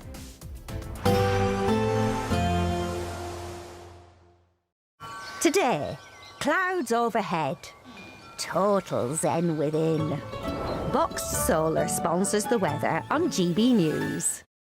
Hello again, this is your latest GB News weather update from the Met Office. We have a bit of a three-way split in our weather as we go through the rest of today. Yes, there's some drizzly, cloudy weather across the south, and in the northwest we have a frontal system pushing in, bringing something a bit wetter and windier as well. But in between those two areas, actually large chunks of the country will have some decent, fine and at times sunny weather. Like I said, there across Scotland, particularly towards the north and west, it is going to be cloudy, it is going to be wet, and there'll be some stronger winds as well. Meanwhile, the damp, drizzly weather in the far south, that is gradually clearing away this afternoon. Where you get the sunshine, particularly across those central parts, well, it's going to feel relatively warm. Temperatures widely peaking in the mid to high teens Celsius, but obviously under the cloud feeling fresher, and especially so under the wind and rain towards the northwest. Little change as we go through into the evening across northern and western parts of Scotland, so still pretty wet, still quite blustery. Drier for eastern parts of Scotland, and drier but not totally dry across southern parts and also across Northern Ireland. Meanwhile, across much of England and Wales, yes, there'll have been some damp weather through the day across southern areas, but actually by this evening that will have cleared through, and so for most it is looking mostly dry, and then that takes us into a largely dry night for much of England and Wales at least. And here there will be some clear skies, and with that then I am expecting a few patches of fog to develop, and these could be locally a bit dense, particularly towards the southwest. Meanwhile, the cloud and rain across Scotland does sink a little bit further southwards, and so in areas away from this where we get those clear skies, temperatures will take a bit of a drop. Could be a bit of a chilly start for some of us tomorrow morning. Otherwise, as we go through tomorrow, a bit of damp weather across parts of Northern Ireland, southern parts of Scotland, maybe feeding into parts of northwest England, maybe North Wales as well. Further north and also further south and east, actually staying largely dry. Some decent sunshine breaking through, and with that probably feeling a little bit warmer for many than today. Today, clouds overhead, total zen within. Boxed Solar sponsors the weather on GB News. You could bank an incredible £30,000 in tax-free cash to spend however you like. And if that wasn't enough, you'll also get to drive away in this brand new motorhome. This brand new 2025 Badenoch Primero could be yours. It comes with all the mod cons you'd expect from a vehicle worth over £74,000 and comfortably sleeps 4 people. This prize package is worth over £104,000. For another chance to win, text WIN to 63225. One entry costs £2.50 plus one standard network rate message, or text bonus to 63225. 5 entries cost £5 plus one standard network rate message. Go to gbnews.com/win. Entries start at £2.50. Call 0903 686 3232. Calls cost £2.50 plus your network access charge. Or post your name and number to GB16 PO Box 8690 Derby DE1 9TT. UK only. Entrance must be 18 or over. Lines close at 4 p.m. on the 31st of October. Please check the closing time if listening or watching on demand. Decisions made in Washington aren't just shaping America, they're shaping Britain too. From migration to global security, from crime to health. Whatever happens in the White House today will be felt in your town or city tomorrow. That's why The Late Show is live from Washington, D.C. Cutting through the politics to show you what it all means for Britain. The Late Show live every night at midnight. Only on GB News, Britain's news channel. Exciting news. Every Friday, my Patrick Christie's Tonight Show is going to have a twist to it. We're welcoming some special guests. You. That's right, on Fridays I'm going to be doing my show in front of a live studio audience, because this show is about you and what you have to say. It's going to be the same big debates, same big topics, same big opinions, but every Friday night at 9 p.m. you are invited to come on down to Patrick Christie's Tonight to be a part of the action. Only on GB News, the People's Channel, Britain's news channel. At GB News, we love to hear from you, our loyal community. So drop us a line at gbnews.com/yoursay. There you can talk to each other and also to the presenters live on air. gbnews.com/yoursay, because GB News is your channel, Britain's news channel. Join me, Nana Akweer, for an informative, interactive news programme with a difference. It's fun. No, you didn't say that, Dave. I'm so surprised. I think there's an element of truth to that. Join me from 3 p.m. every weekend, only on GB News, Britain's news channel. From the GB Newsroom, we bring you the news as it happens. With our team of dedicated journalists across the UK, we're ready to keep you up to date with what's happening every half an hour, every single day. Bulletins here on GB News, the People's Channel, Britain's news channel.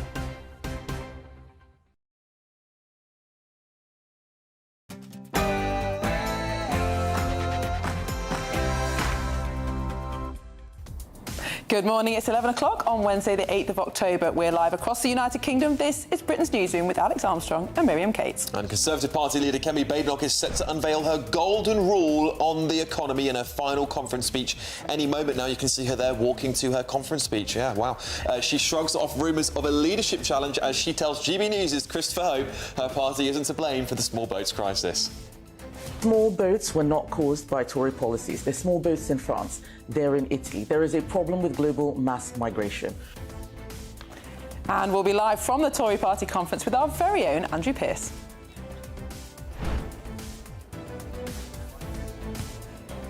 They're actually queuing to get into the main conference hall for Kemi Badenoch's speech, and it's going to be all about the economy. Britain's most senior prosecutor blames Labour for the collapse of the China spies trial after the government repeatedly refused to describe Beijing as a national security threat. And the Conservative Party chairman Kevin Hollinrake has told GB News that the government is appeasing China. I think it's outrageous that we won't stand up to China and that we seem to think the only way to grow our economy is to cosy up to them. I think that's the wrong thing to do. Yes, but Labour Minister Emma Hardy defended the government's record, though did not acknowledge China as a threat. We consider that China is a challenge to us, and we have a different relationship with China. It is a large trading partner, and we know that because it's a country that we trade with. But will the rumbling scandal overshadow the Prime Minister's two-day trade deal to Mumbai? The biggest deal that we've struck since we left the EU. And I think it's the biggest deal that India has ever struck, so hugely important. News' Ben Leo is taken to the streets of New York on the anniversary of October the 7th as pro-Palestine protesters go ahead despite condemnation from leaders across the world. Honestly, I don't feel so safe, but I feel safer than I would in London. I've been watching what's happening in London, and I wouldn't, as a Jew, step foot in London right now. Sir Lenny Henry has called for £18 trillion of slavery reparations to be paid by the taxpayer to all black Britons.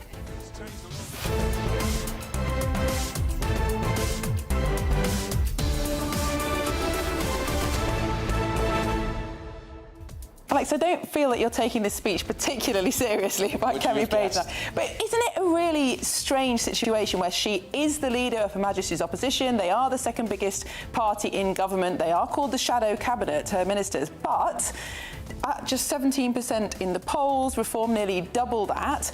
There's this question, how relevant is the party? How relevant is this conference? Well, listen, I want what's best for the country, and I really am interested to hear what Kemi Badenoch's got to say, because I think our economy is in dire straits. And look, I would always rather have Kemi Badenoch in power than what we've got at the moment. We are really struggling, and we do need some tough answers. And perhaps, you know, if there's more economic crisis, people will turn to the Conservatives for some sensible economics. What do you think? I think that is what what the Conservative Party is hoping, that they're not going to be trusted on immigration for a long time. That's true, but could they be trusted again on the economy? Well, let us know by visiting gbnews.com/your say.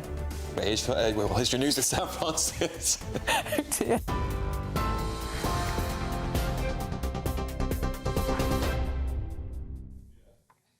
Very good morning to you. Just after 11 o'clock. Well, the top story this morning, Sir Keir Starmer under mounting pressure after the collapse of the trial of two men accused of spying for China. The UK's chief prosecutor says ministers failed to provide crucial evidence needed to proceed. That's despite the CPS trying over many months, they say, to get it. Critics accuse Labour of protecting relations with Beijing instead of defending Britain's democracy. But Labour's Emma Hardy insists it was the previous Tory government's stance on China that caused the case to fall apart. The amount of evidence required, the level of evidence, is now higher than it was back in 2023, and they've therefore dropped the case. Now, we as a government are disappointed that this has happened, but to be absolutely clear, this is based on the evidence and the status of China from 2023. It is not based on the circumstances which the present government finds themselves in. Kemi Badenoch is set to promise a new economic golden rule, halving savings between cutting the deficit and lowering taxes in her first conference speech as Conservative leader in just the next few minutes. She'll say her party is the only one with a plan to get the economy back on track and accuse Labour of creating a borrowing and tax doom loop. The Tories have pledged £47 billion in annual savings through cuts to welfare, the civil service and foreign aid, along with £9 billion in new spending, including tax rebates for young people. Despite sinking poll numbers, she insists she's not going to lose, but going to be winning. Donald Trump's son-in-law Jared Kushner and envoy Steve Witkoff are joining peace talks in Egypt today as negotiators there push for a Gaza ceasefire deal. The US president says there's a real possibility for peace in the Middle East. But Israel's Prime Minister Benjamin Netanyahu says the country remains in fateful days of decision, vowing to continue pursuing Hamas until its regime is eliminated. UN officials are urging both sides to seize what they call a historic opportunity amid growing civilian losses in Gaza. Here, Britain's biggest ever environmental lawsuit has landed in the High Court. Nearly 4,000 people are suing food firms and Welsh Water, accusing them of polluting the Wye, Lugg and Usk rivers. They're accusing the companies of causing extensive and widespread pollution, which they say has harmed wildlife, local businesses and even people's health. Claimants want compensation and a full clean-up, blaming chicken waste and sewage for turning once clear waters now murky and dead. Avara Foods, Freemans of Newent and Welsh Water all denied wrongdoing, insisting they've already invested millions to improve water quality. And the number of people who died while homeless in the UK hit a record high last year. 1,611 deaths, up 9% on the year before. The Museum of Homelessness says most deaths were linked to suicide or drugs, with new synthetic substances becoming increasingly deadly. Among those who died were 11 children, a figure that the government says is likely even higher. Homelessness Minister Alison McGovern says the figures are heartbreaking, and charities claim the deaths reveal a worsening housing crisis with rising poverty and too few long-term solutions. That's the news on GB News. Do stay with us for that speech from Kemi Badenoch. Now, though, it's over to Britain's Newsroom.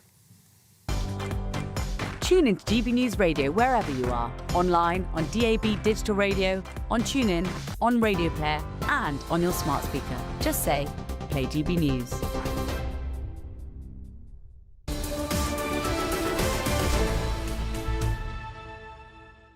Welcome back to Britain's Newsroom, live across the United Kingdom on GB News with me, Alex Armstrong, and Miriam Cates. Now, any moment, Conservative leader Kemi Badenoch is going to pledge to cut government spending to restore her party's economic credibility. In her speech today, she will promise to commit half of spending cut profits towards reducing borrowing and pledge to scrap debt-trapping art degrees. Well, we can see now the main hall of the Conservative Party conference in Manchester. We just had an image there of our screen. It looks remarkably full. There has been some criticism this week, hasn't there, Alex, that the halls haven't been full, but that one definitely is. Yeah, see, well, there we go. I mean, it's got to be full for the party leader's speech, otherwise what's happening, really, I guess. Well, let's cross live now to GB News presenter Andrew Pearce, who is at the conference for us. Andrew, what should we expect? Well, she's going to talk a lot about tax and spend. The Tory party is going to try and regain its reputation for being the party that's most trusted on the economy. That was a given for many years, but I'm afraid the last Tory government raised taxes to the highest level for 70 years. And of course, they got all sorts of things wrong on migration. But she will make the economy centre and part. That is part and parcel of the speech. And with me, I've got Charlie Rowley, who was an advisor to the last cabinet. The Tory party, 16, 17 points in the polls. Most people don't know who Kemi Badenoch is. What has she got to do in this speech to make the Tory party seem relevant again? Well, I think you're absolutely right. It's making sure that the Tory party gets back to Conservative values. The whole point of this conference is stronger borders. So Kemi set out leaving the ECHR on Sunday. That was her whole speech about the borders issue. And today is all about a stronger economy. So it's tax cuts, fundamental Conservative principle, making sure that there is more money in people's pockets for hard-working people. It's making sure that borrowing comes down. We pay huge amounts of interest on our borrowing debts. But is anybody listening, Charlie? Well, is anybody listening to the Conservative Party? Well, they've got a huge task. They got an absolute thumping at the last general election because they didn't do the things that they said they were going to do. They didn't cut the numbers of migration coming down. They didn't stop the boats. They didn't get to grips with the economy. So they've got a hard task. Kemi's setting it out. It's a long way until the next election, so let's see how she gets on. Stay with me, Charlie. Now, a little earlier I spoke to the Tory MP that Reform seemed to be suggesting might defect to the Nigel Farage's party. He's called Andrew Rosendale. He's the MP for Romford. I spoke to him a little earlier. Andrew Rosendale, there were huge rumours at this conference that you were going to defect to Reform. Now, I suspect the rumours were put around by Reform, but you're still a member of the Conservative Party. Look, don't listen to rumours. Look at the facts. The facts are that in this country we have a disastrous left-wing government that's doing enormous harm to our country. I don't want to fight Nigel Farage. We should be working with him. So what I want is Conservatives, whether they're in Reform or whether they're in our party, to try to work together so we get rid of Labour. That's what our priority should be in the next few years. Well, you heard your leader in very many interviews yesterday saying there's no chance of a pact with Reform on her watch when she's leader, and Nigel Farage saying, I don't need to do a pact with the Tories because he's so far ahead in the polls. So I'm concerned about my country. I joined the Conservative Party at 14, and my first party conference was 1982. It was Margaret Thatcher that got me into politics. I did it because I love my country. I do not want to wake up, Andrew, after the next election to Keir Starmer or whoever is the new Labour leader, propped up by Jeremy Corbyn, Fruit and Nut, SNP, Liberals, Greens, Plaid Cymru. No, we have to rescue this country from the calamity we're facing under this dreadful government. So it is our duty, Kemi, Nigel, all of us, to work together to get the government out and to rescue our country from the mess we're heading into. If there is no deal, can you hold your seat in Romford? Because you used to have a thumping 18,000, 19,000 majority. I think you went down to about 1,200, 1,400 last time. Reform are breathing down your neck. Will you be able to hold your seat? Well, so my views have been Reform before Reform was even created. I've always been on that wing of the party. Yeah. And my constituents pretty much go along with those types of views. We're patriotic people. We love our country, hard-working, market traders. These are the kind of people that keep this country going. And what they're telling me, Andrew, is that they want Reform and Conservative to work together. That's what they're telling me. When I say to people, what would you do at the next election? They say, well, we're thinking about going Reform. I say, well, what if Conservatives and Reform came together? And they all say, right, please, can that happen? But with respect, I don't think you answered my question. If there is no deal or no pact, can you hold your seat as a Conservative? Will the Reform surge sweep you away? Well, I've held my seat on 7 occasions since 2001. I won it with the biggest swing in the country when I first got elected. I think a lot of people in Romford would vote for me, whatever party I stood for. But look, it's not about me. It's about how we rescue our country. And Romford is the kind of constituency that is deeply unhappy with the way our country's going. I still don't think you're answering my question. Well, the answer is basically it's about Britain. It's not about an individual MP. And I think that if we all took the view that let's think about what's best for our country rather than how do we survive as MPs. It's not about me. It's about how we rescue Britain from the socialist disaster that we've been plunged into at the moment. Really well. Yeah. Well, that was Andrew Rosendale, the Conservative MP for Romford, who insists he's remaining the Conservative MP for Romford and not a Reform MP anytime soon. I'm not sure that position will be the same necessarily in a year or two's time. Still with me is Charlie Rowley. Labour talked non-stop all the time. Every speech was about Nigel Farage. They've not done that here. And Kemi Badenoch yesterday in interview with GBNews ruled out any deal or pact with Reform. But isn't Andrew Rosendale right? Reform and the Tory party are chasing a lot of the same voters, and it would just split the vote, and that could let Labour in the middle. And I think that is the worst possible outcome, and that's what lots of people up and down the country, whether you voted Conservative before in your life, whether you've voted Reform before, I mean, you haven't had the opportunity necessarily, so that's why they're doing so well in the polls. So there is a real prospect of Labour getting in again if that vote is split, which is why there's so many people that do want to see that uniting of the right. But it's not within the the Conservative Party's gift, I'm afraid. It is all about reform. They are leading the polls. Nigel will be able to dictate whether he wants to do a deal or not, but at the minute, of course... But he's only on 30% in the polls, he's to go from 4 or 5 MPs to 326. That's going to be a huge ask for any political party. It will, and that's why, elections, the election cycle, it's a marathon, not a sprint, so we've got a few years to go. Can Nigel sustain that momentum? Can he sustain that lead in the polls? Will the country still be frankly, as angry as it is at the failure of the past, the Tories that didn't do what they said they were going to do? Will they still be as angry with this Labour government that's got off to an awful start only 15 months in? Will that last for the next few years? If it does, then of course I think many people will just say, you know what, we've had enough of the other two parties, we've all given them a go, I'm just going to vote for reform. Fast forward to May, when we have some very important elections in Wales, in Scotland, England, London. There's a lot of speculation in the papers today that if the results are as catastrophic for the Conservatives as some fear, she would resign, Badenoch. She would go of her own accord. Well, she gave an interview yesterday where she sort of said, she'll assess the situation, I think, afterwards. She didn't confirm or deny whether she would stay in the job after May's elections herself. So it's clearly something that everybody is sensitive about and thinking about. But I think it's a Tory brand issue. Whoever it's not about her. It's not about her. Yeah. I think whoever is leading the Tory party at the minute, May's elections will be a disaster because reform are on the up and people still aren't prepared to listen to the Tories. But it's the question that many members will be asking is who might actually be able to hold on to the seats rather than gain any. It's about holding the irony is we could have the two leaders of the two main parties fighting for their political lives in May, because let's be honest, the local election results, Wales, Scotland, the Scottish Assembly, Welsh Assembly, Scottish Parliament, could be really bad for Labour. And I picked up a lot of gossip at the Labour conference last week suggesting he could be in trouble.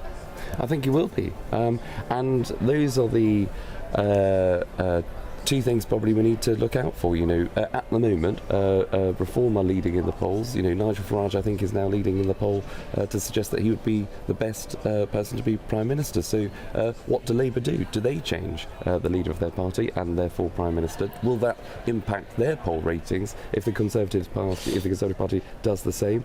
Will that have a different effect? We've just got to wait and see. But at the minute, it's where everybody's dancing to Nigel's tune. I've just heard the national anthem coming out from the conference hall, because there was some row about the fact the Tory party wasn't going to play the national anthem at this conference. Yeah, I heard that they played it on Sunday, but there was a question about whether they were going to play it today. But I wake up every morning to GB News playing the national anthem quite on right breakfast. Too. And quite right too. Yeah, quite right too. Now we're going to go to who are you? Remind me who you are. I'm Charlie Rainbow. It's Tom Harwood. We're going to talk to Tom Harwood now, because he's out and about in the conference hall. So let's throw to Tom Harwood. Tom. That's right, Andrew. I'm actually standing right outside where Kemi Badenoch is going to make her big speech in just some moments' time. And, of course, there have been a lot of policy announcements over the course of the last 3 days here at Conservative Party Conference. There was the Borders Plan out of the ECHR, repealing the Human Rights Act, establishing a removals force. There were economic policies of tens of billions of pounds of savings to be found in the budget, slashing welfare costs, almost eliminating foreign aid entirely, savings in all sorts of areas. But there's going to be a policy announced in Kemi Badenoch's speech in just some moments' time that we've not been allowed to know. In fact, we're given a sort of pre-briefed version of the Leader of the Opposition's speech, and there's a whole element of it that is blocked out. So there's going to be a surprise in this speech, but we can't quite work out what it's going to be. So let's listen in.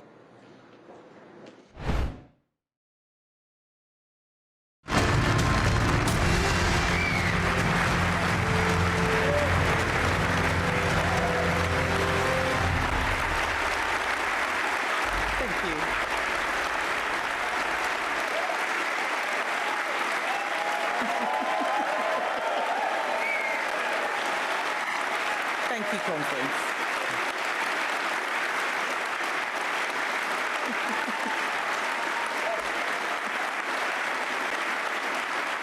Thank you.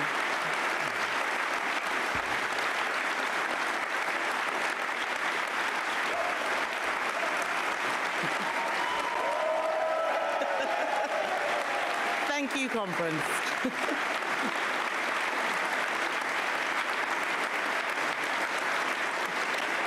Thank you. Thank you, Conference. Only the Conservative Party can deliver the stronger economy and stronger borders that will give people a more prosperous future. Every generation must face its test. In the 1940s, our test was to defeat fascism and ensure the victory of freedom. In the 1980s, it was to banish socialism and deliver prosperity. And in the 2020s, our test is to restore a strong economy, secure our borders, and rebuild Britain's strength so our children inherit a country that works.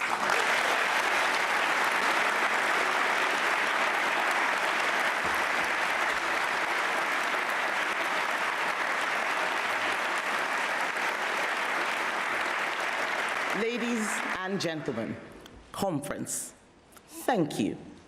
Thank you for standing by the only party that can meet the test of our generation, the only party that can deliver a stronger economy and stronger borders.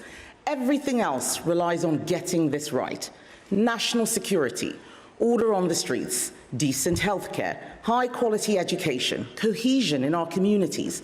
None of this exists without a strong economy and strong borders. A weak economy makes us poorer. The services we rely on get worse, and people cannot build a better life for themselves or their families. Weak borders allow people to exploit our generosity, put our housing and public services under pressure, and fracture our sense of who we are as a nation. A weak economy and weak borders means steady decline. I reject that fate.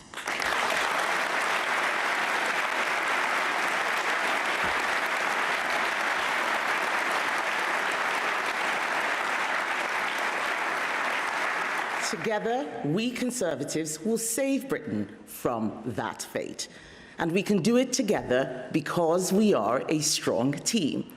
My fantastic shadow cabinet, Mel, Chris, Claire, Laura, Rob, Andrew, both of them, James, both of them, Mims, Jesse Stewart, all of you, thank you. Thank you so much.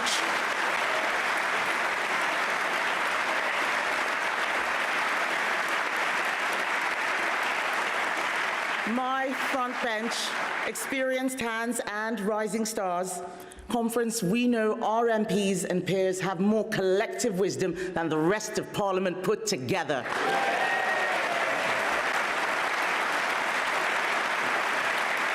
And it's not just them.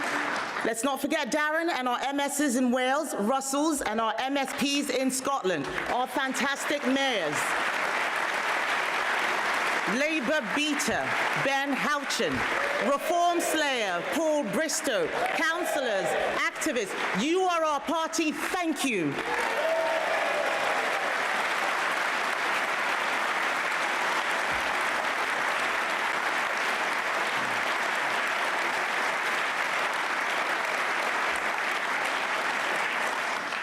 I joined our party as an activist 20 years ago. I was with you delivering leaflets, knocking on doors. I sat in this hall listening to speeches. I celebrated all our wins, and I felt the pain of every defeat. I cannot tell you now how honored, how privileged, and how proud I am to stand before you as leader of our party, leader of the Conservative Party, the only party that can meet the test of our generation. And you are more than just a political party to me. You have supported me, you have stood by me, you have enabled me to achieve more than I ever dreamed. You are my family, in many ways, quite literally. I married the deputy chairman of my association, and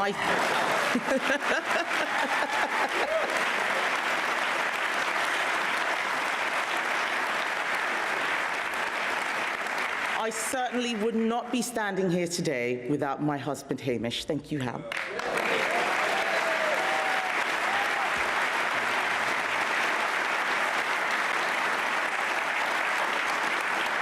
I love this party for what it has given me. But more than that, I love it because it has made life better for so many in our country and will do so again. Time and time again, guided by our values and our principles, we have steered this country through its darkest days. And today, we must be ready to do the same again. Because we are the only party that has the vision, the courage, and the competence to tear up a broken political model, deliver a new blueprint for our country, and together take Britain into an era of prosperity and security.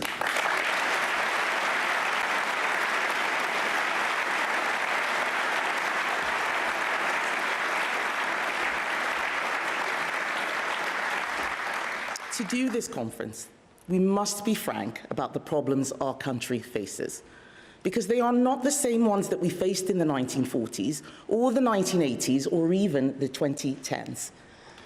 The country that Hamish and I were born in had its issues, but thanks in large part to hard choices taken by this party, opportunity was there for people who worked hard. People had a sense of pride in our national story and excitement about the future. I'm not so sure young people feel that way anymore. They feel they are living somewhere where things never get any better. Britain is stagnating while the world around us moves on. We are competing with restless and ambitious countries around the world. We are competing with 1 billion people in India striving to become middle class. We are competing with economic success stories like Poland. 15 years ago, Polish workers came here to find opportunity. Now, Poland is growing twice as fast as we are. While Britain was redefining what a woman is, China was building 5 nuclear reactors.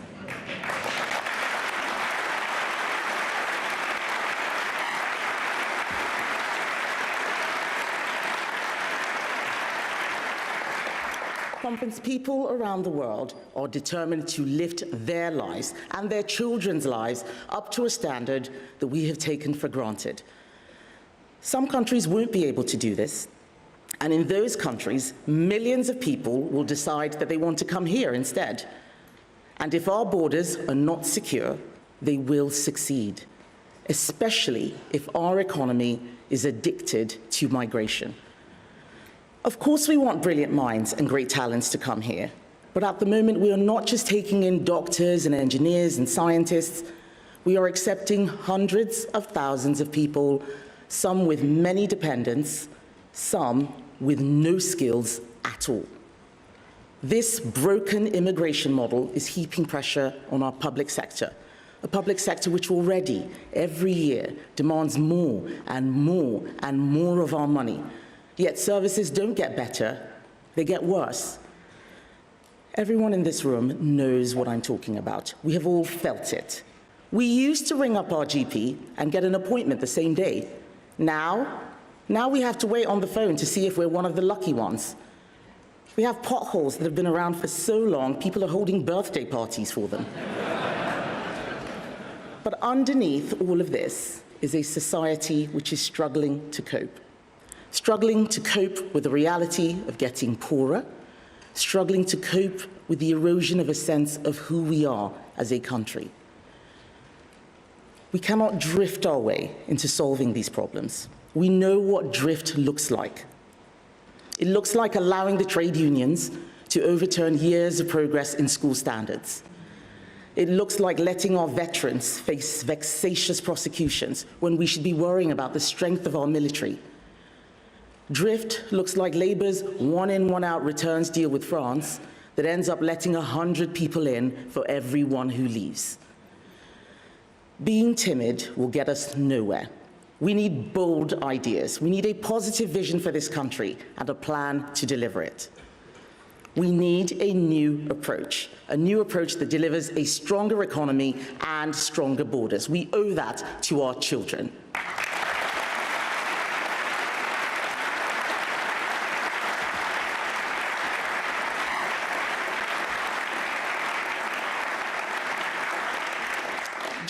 time in government, we did great things. Labour want to pretend the last 14 years were all bad. They want to forget that they were losing all that time. Let's remind them.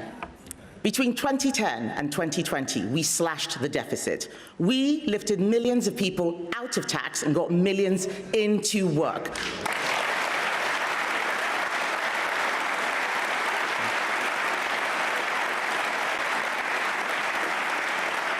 We sent English schools soaring up the international league tables. We led the coalition against Russia's invasion of Ukraine.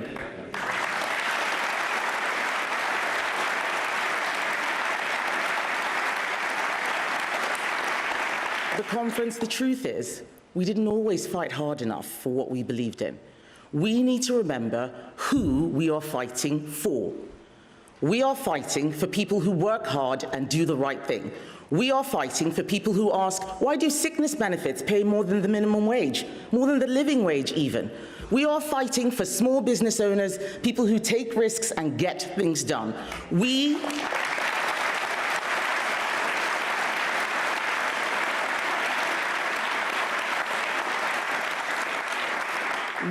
are fighting for the victims of crime. They want to know that we are on their side, that criminals will face the full force of the law. We are fighting for the farmers, putting food on our tables. These are our people, conference. They are the backbone of our country. We fought for them before, and we will fight for them again.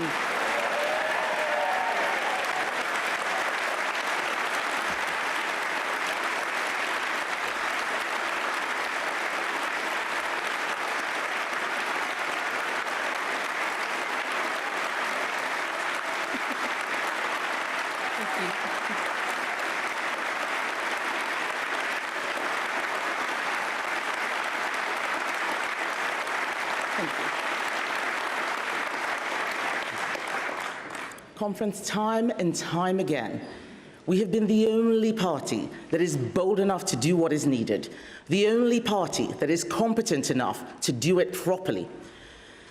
We were bold enough to create the modern police force, to introduce free state education for every child. We were radical enough to launch the right to buy, to free the workplace from the dead hand of the state, to give working men the vote, and better late than never, women too.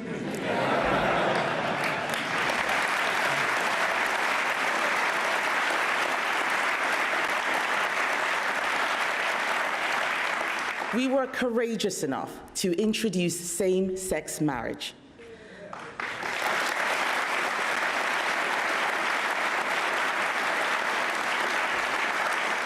And of course, we were brave enough to take Britain out of the European Union, honoring the biggest democratic mandate in our history.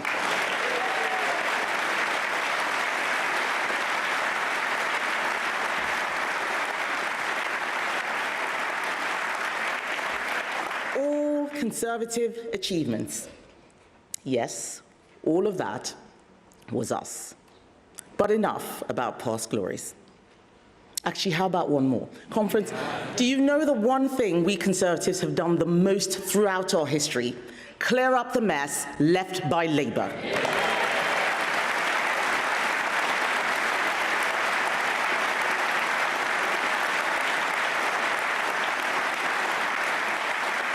And my goodness, they are making one hell of a mess. Never in the field of human history have so many been let down by so few.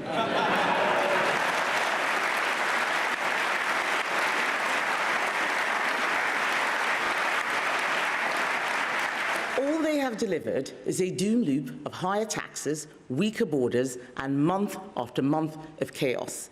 They had a plan to win, but no plan for power, no vision for Britain. They know how to make promises, but not how to deliver them. This year, the Prime Minister was asked to name his best moment in office. Do you know what he said? Walking into Downing Street. For once, I agree with him. It's been downhill all the way since.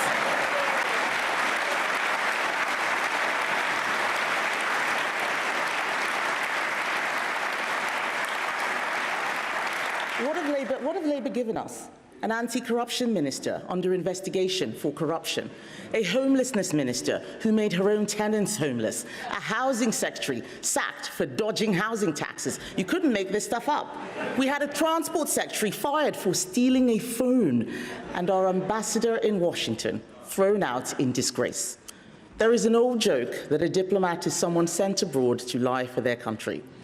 Well, at least in Peter Mandelson, they had a man of experience.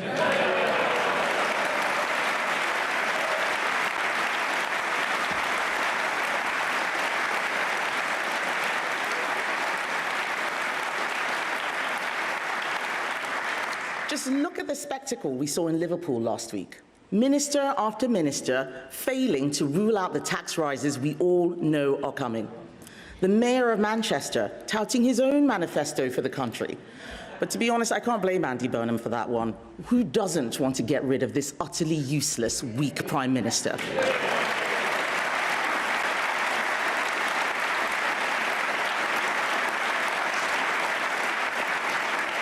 After 5 years as Labour leader, people still don't know what Keir Starmer stands for. And you know what the real problem is? He doesn't know himself.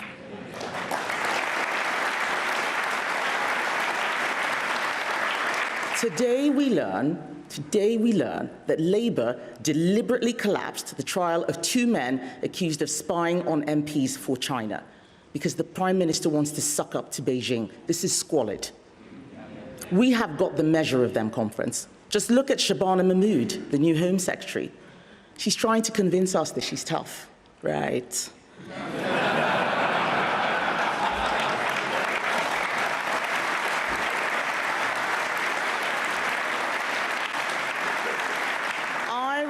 I remember when Shabana Mahmood tried to stop foreign criminals being deported. Do you remember that, Rob? I remember when she lay down on the ground in front of a Sainsbury's protesting because they were selling food from Israel. So forgive me if I treat this newfound tough image with a little skepticism.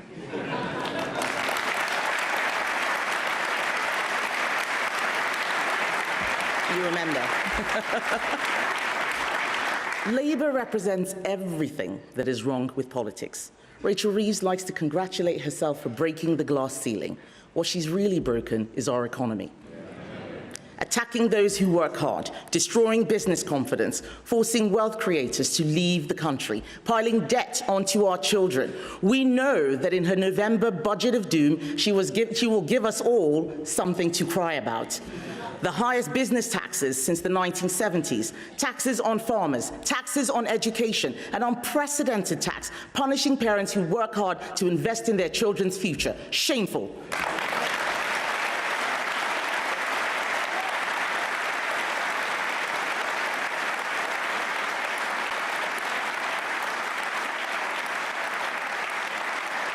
The tax burden is so high, it is making Britain poorer. Because business is giving up. Business is leaving. And as they leave, or never start in the first place, people's livelihoods, people's hopes, people's dreams go with them. Grangemouth Refinery, gone. Merck, BMW, Ineos, pulling investment. Schools for children with special needs are shutting their doors. Farmers feeling they've got no way out. The London Stock Exchange dropping out of the world's top 20 for listings. Our party knows that a job is the best route out of poverty. We got unemployment to a 40-year low. And what has happened since Labour came in? A jobs tax, unemployment up, inflation up, borrowing up. These are the real-life consequences of a weak, directionless government. Conference, last year, the public voted for change, but all they have been given is change for the worse. And because they are still angry with us, parties that in normal times would never be seen as a serious option for government are gaining ground, making promises they will never be able to keep. Let's look at what's on offer out there for all those disappointed by Labour. Reform, promising free beer tomorrow. Jeremy Corbyn, promising free jam. Lib Dems, promising free lentils. all of them promising more spending, blowing up the public finances. Whether it's Starmer, Farage, Corbyn or Davey, all these men are shaking the same magic money tree. Following the same failed playbook, no plan for growth, no honesty about the scale of the challenges, and it always leads to the same result: more government, more taxes, more debt. It is irresponsible, it's cynical, and it's why Britain needs Conservatives back in charge.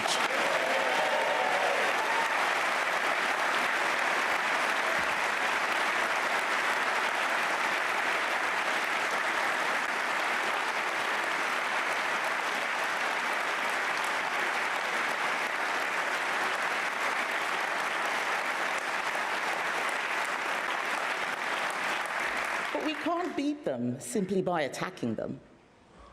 As George Bernard Shaw said, never wrestle with a pig.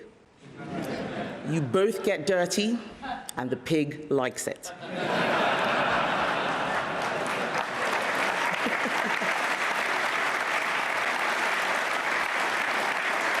We have to offer something better. So what are we going to do? Conference, as you may have heard, I am an engineer. My starting point is always to carry out a diagnosis before producing the blueprint to put it right. Since I became your leader, my shadow cabinet and I have analysed the problems facing the country. Our diagnosis is clear. Britain is being held back by a broken model. A model which says the government always knows best, that high immigration is always good for the economy, that Britain should apologise for its history rather than be proud of it. We lost because we accepted the status quo no more. When Margaret Thatcher was leader of the opposition, she said this: if every Labour government is prepared to reverse every Tory measure, while Conservative governments accept nearly all socialist measures, the end result is only too plain. She was right. To fix our country, we must reverse Labour's measures.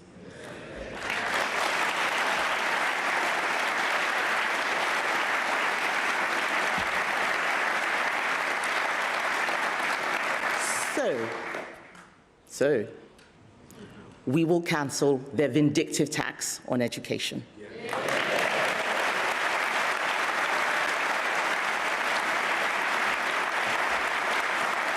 Vicky knows what's coming. We will scrap their tax on family farms. Andrew, we will scrap their tax on family businesses. And we will reverse the terrible measures in Angela Rayner's unemployment bill, written by the unions for the unions, a bill that will wrap firms in red tape, cost business £5 billion, and make Angela Rayner probably one of the last people in Britain to ever be legally sacked.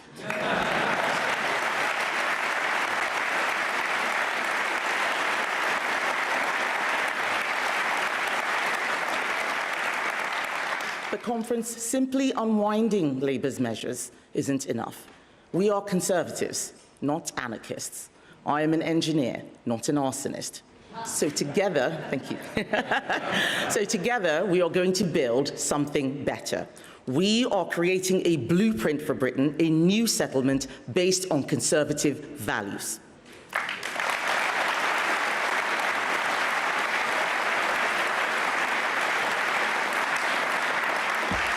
So what's in it? First, securing our borders. On Sunday, I announced our plan to take the UK out of the ECHR, to scrap the Human Rights Act, to deport 150,000 illegal immigrants. This is a plan, not a slogan. Next in my blueprint, work and welfare. If we want to end our over-reliance on immigration, then we must make sure that every British citizen who can work does work. Right now, there are 6.5 million working-age adults claiming benefits instead of working. You heard me right, 6.5 million. That is the entire population of Cardiff and Belfast and Glasgow and Manchester combined, being paid to sit at home all day. We cannot expect people to get up and go to work and pay more and more in taxes to subsidise millions of others not to work. It should not be controversial to say this. Conference, we have done the hard work, and we have a plan to cut welfare spending. First, British benefits for British citizens. It is common sense that you should not draw out of a system that you haven't paid into. Second, we will restrict benefits to those with the more severe mental health conditions, not anxiety or mild depression. Yes, these challenges are real and people should get support, but they cannot be treated as a reason for a lifetime off work. And third, we will restrict mobility vehicles to people with serious disabilities. Those cars are not for people with ADHD.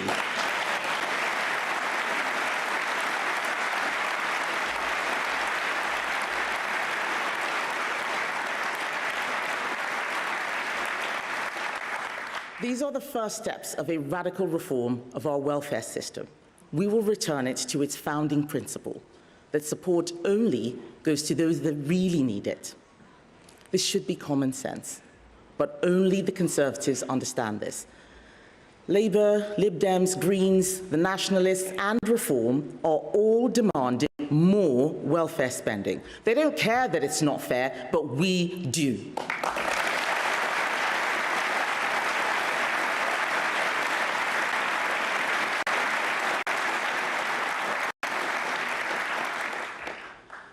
After COVID, 2,000 people a day were being signed onto out-of-work sickness benefits.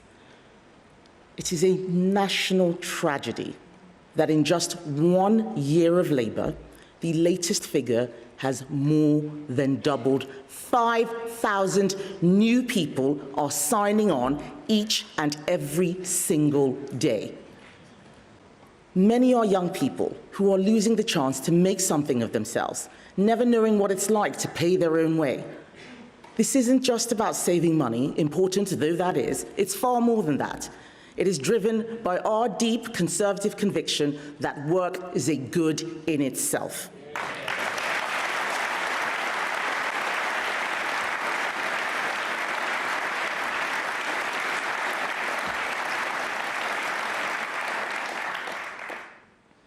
And as people work, as they strive, as they provide for themselves and their families, they should not pay more and more of their money in taxes to a state that provides less and less.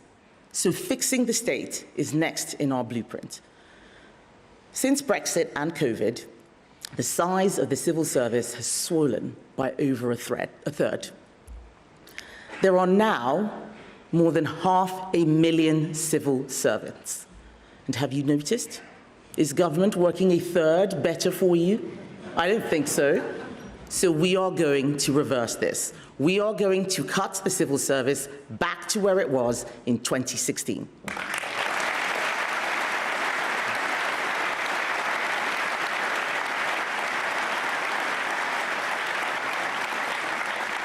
And as Conservatives, we don't just believe in reducing the size of the state. I have always said that while government should do less, what it does, it should do well. Let me give you an example. Conservatives are proud of our police. Unlike Labour, we will always have their back. But security and prosperity cannot exist in a country where the law is mocked, where crime is ignored, and where criminals laugh at justice. Right now, tens of thousands of police hours are wasted every year on non-crime hate incidents and form filling, officers chasing tweets instead of thieves. The Shadow Justice Secretary is stopping more fare evaders than Transport for London. Thank you, Rob.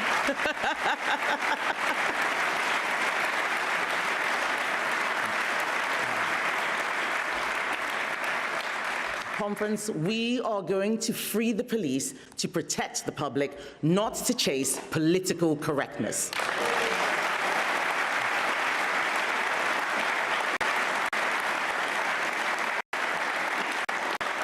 Right now, our police are spending 800,000 hours every single year waiting with mental health patients. 800,000 hours. That's the equivalent of 400 police officers doing nothing else all year except waiting around. No more.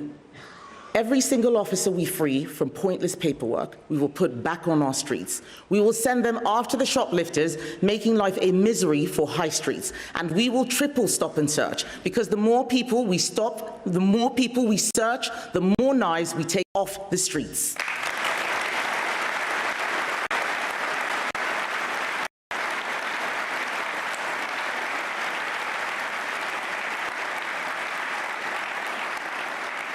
Across public services, we are developing similarly detailed plans to make things work better. In the NHS, industrial action has kept waiting lists high for far too long. Enough is enough. We will ban doctors from going on strike.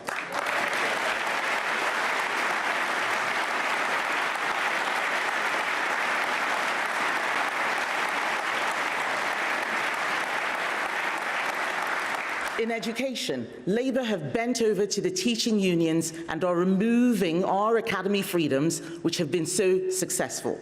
We will reverse this act of educational vandalism, and we will make sure that brilliant schools and teachers have the freedom to do what they do best: teach.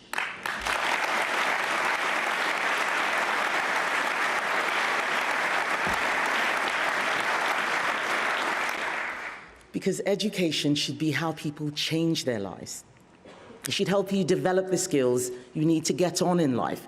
It should ensure you get the job you want. So, if your name's Rachel, you can be an economist instead of working in customer complaints.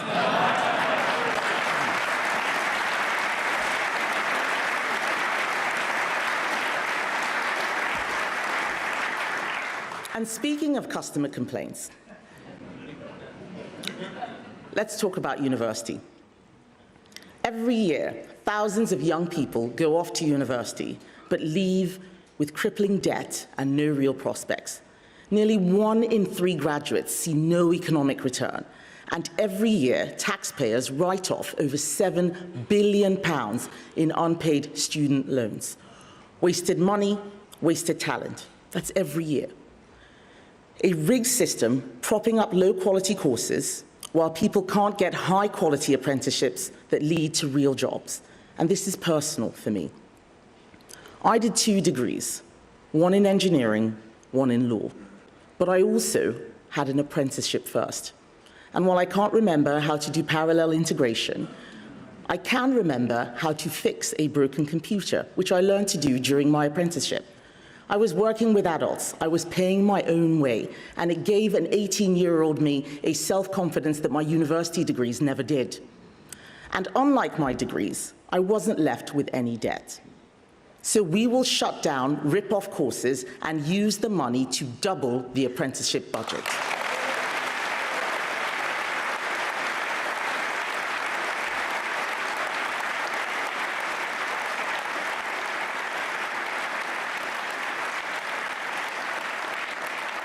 We'll be giving thousands more young people the chance of a proper start in life, just like I had.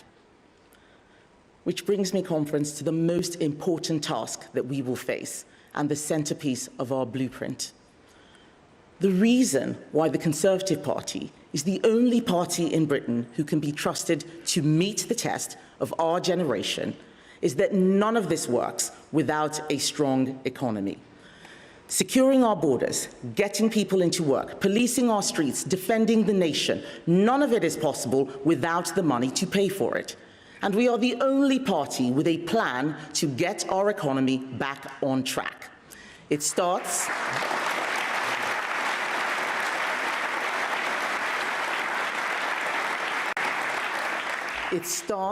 with fiscal responsibility.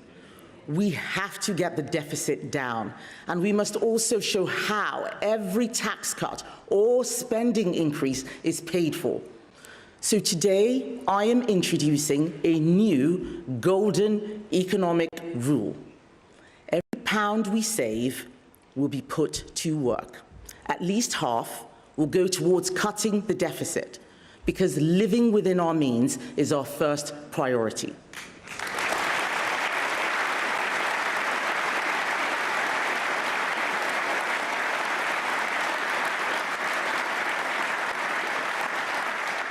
And with the rest, we will get Britain growing and bring down the taxes that are stifling our economy. Over the next decade, Rachel Reeves is going to double the deficit with her borrowing and tax doom loop. She is stealing from our children and grandchildren, and Conservatives will put an end to it.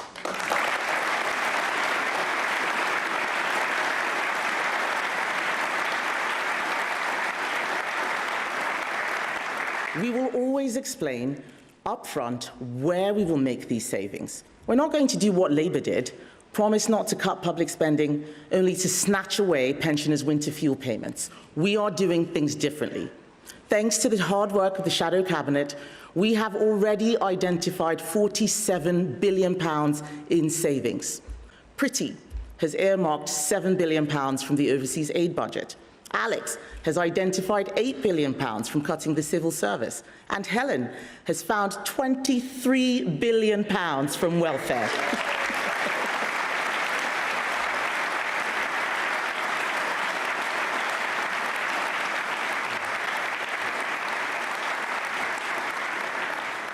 Under our golden rule, half of those savings will go towards reducing Labour's deficit. With the rest, we are going to unleash our economy. That's the Conservative way. Responsibility today, opportunity tomorrow.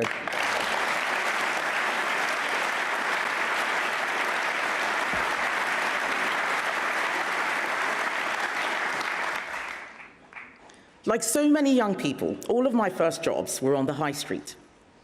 Yes, in McDonald's. Have I ever mentioned that? But it wasn't just me. All of my friends were doing similar jobs.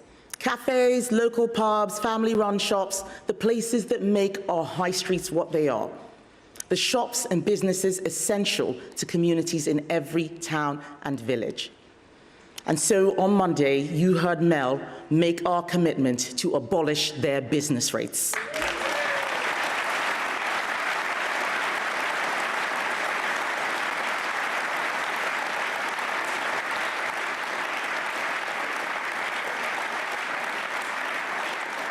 So whether you're a councillor, a mayoral candidate, a campaigner, I want you to go out there and spread the word that the Conservatives are bringing back the high street.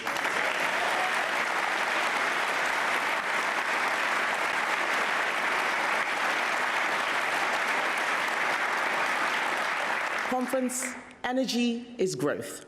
It always has been, and it always will be. Countries with cheap energy grow faster. Countries with expensive energy decline. Right now, we pay 4 times what industry in the US does for electricity. The result? We are deindustrializing. It's not just manufacturing that is disappearing, not just steel, not just chemicals, not just ceramics, not just oil and gas. We are losing our farming industry. We are losing our fishing industry. These are the foundations of a strong economy, and they are going all because we chose a slogan of net zero over a serious strategy for a stronger economy and a better environment. So I am saying enough. I am reversing this.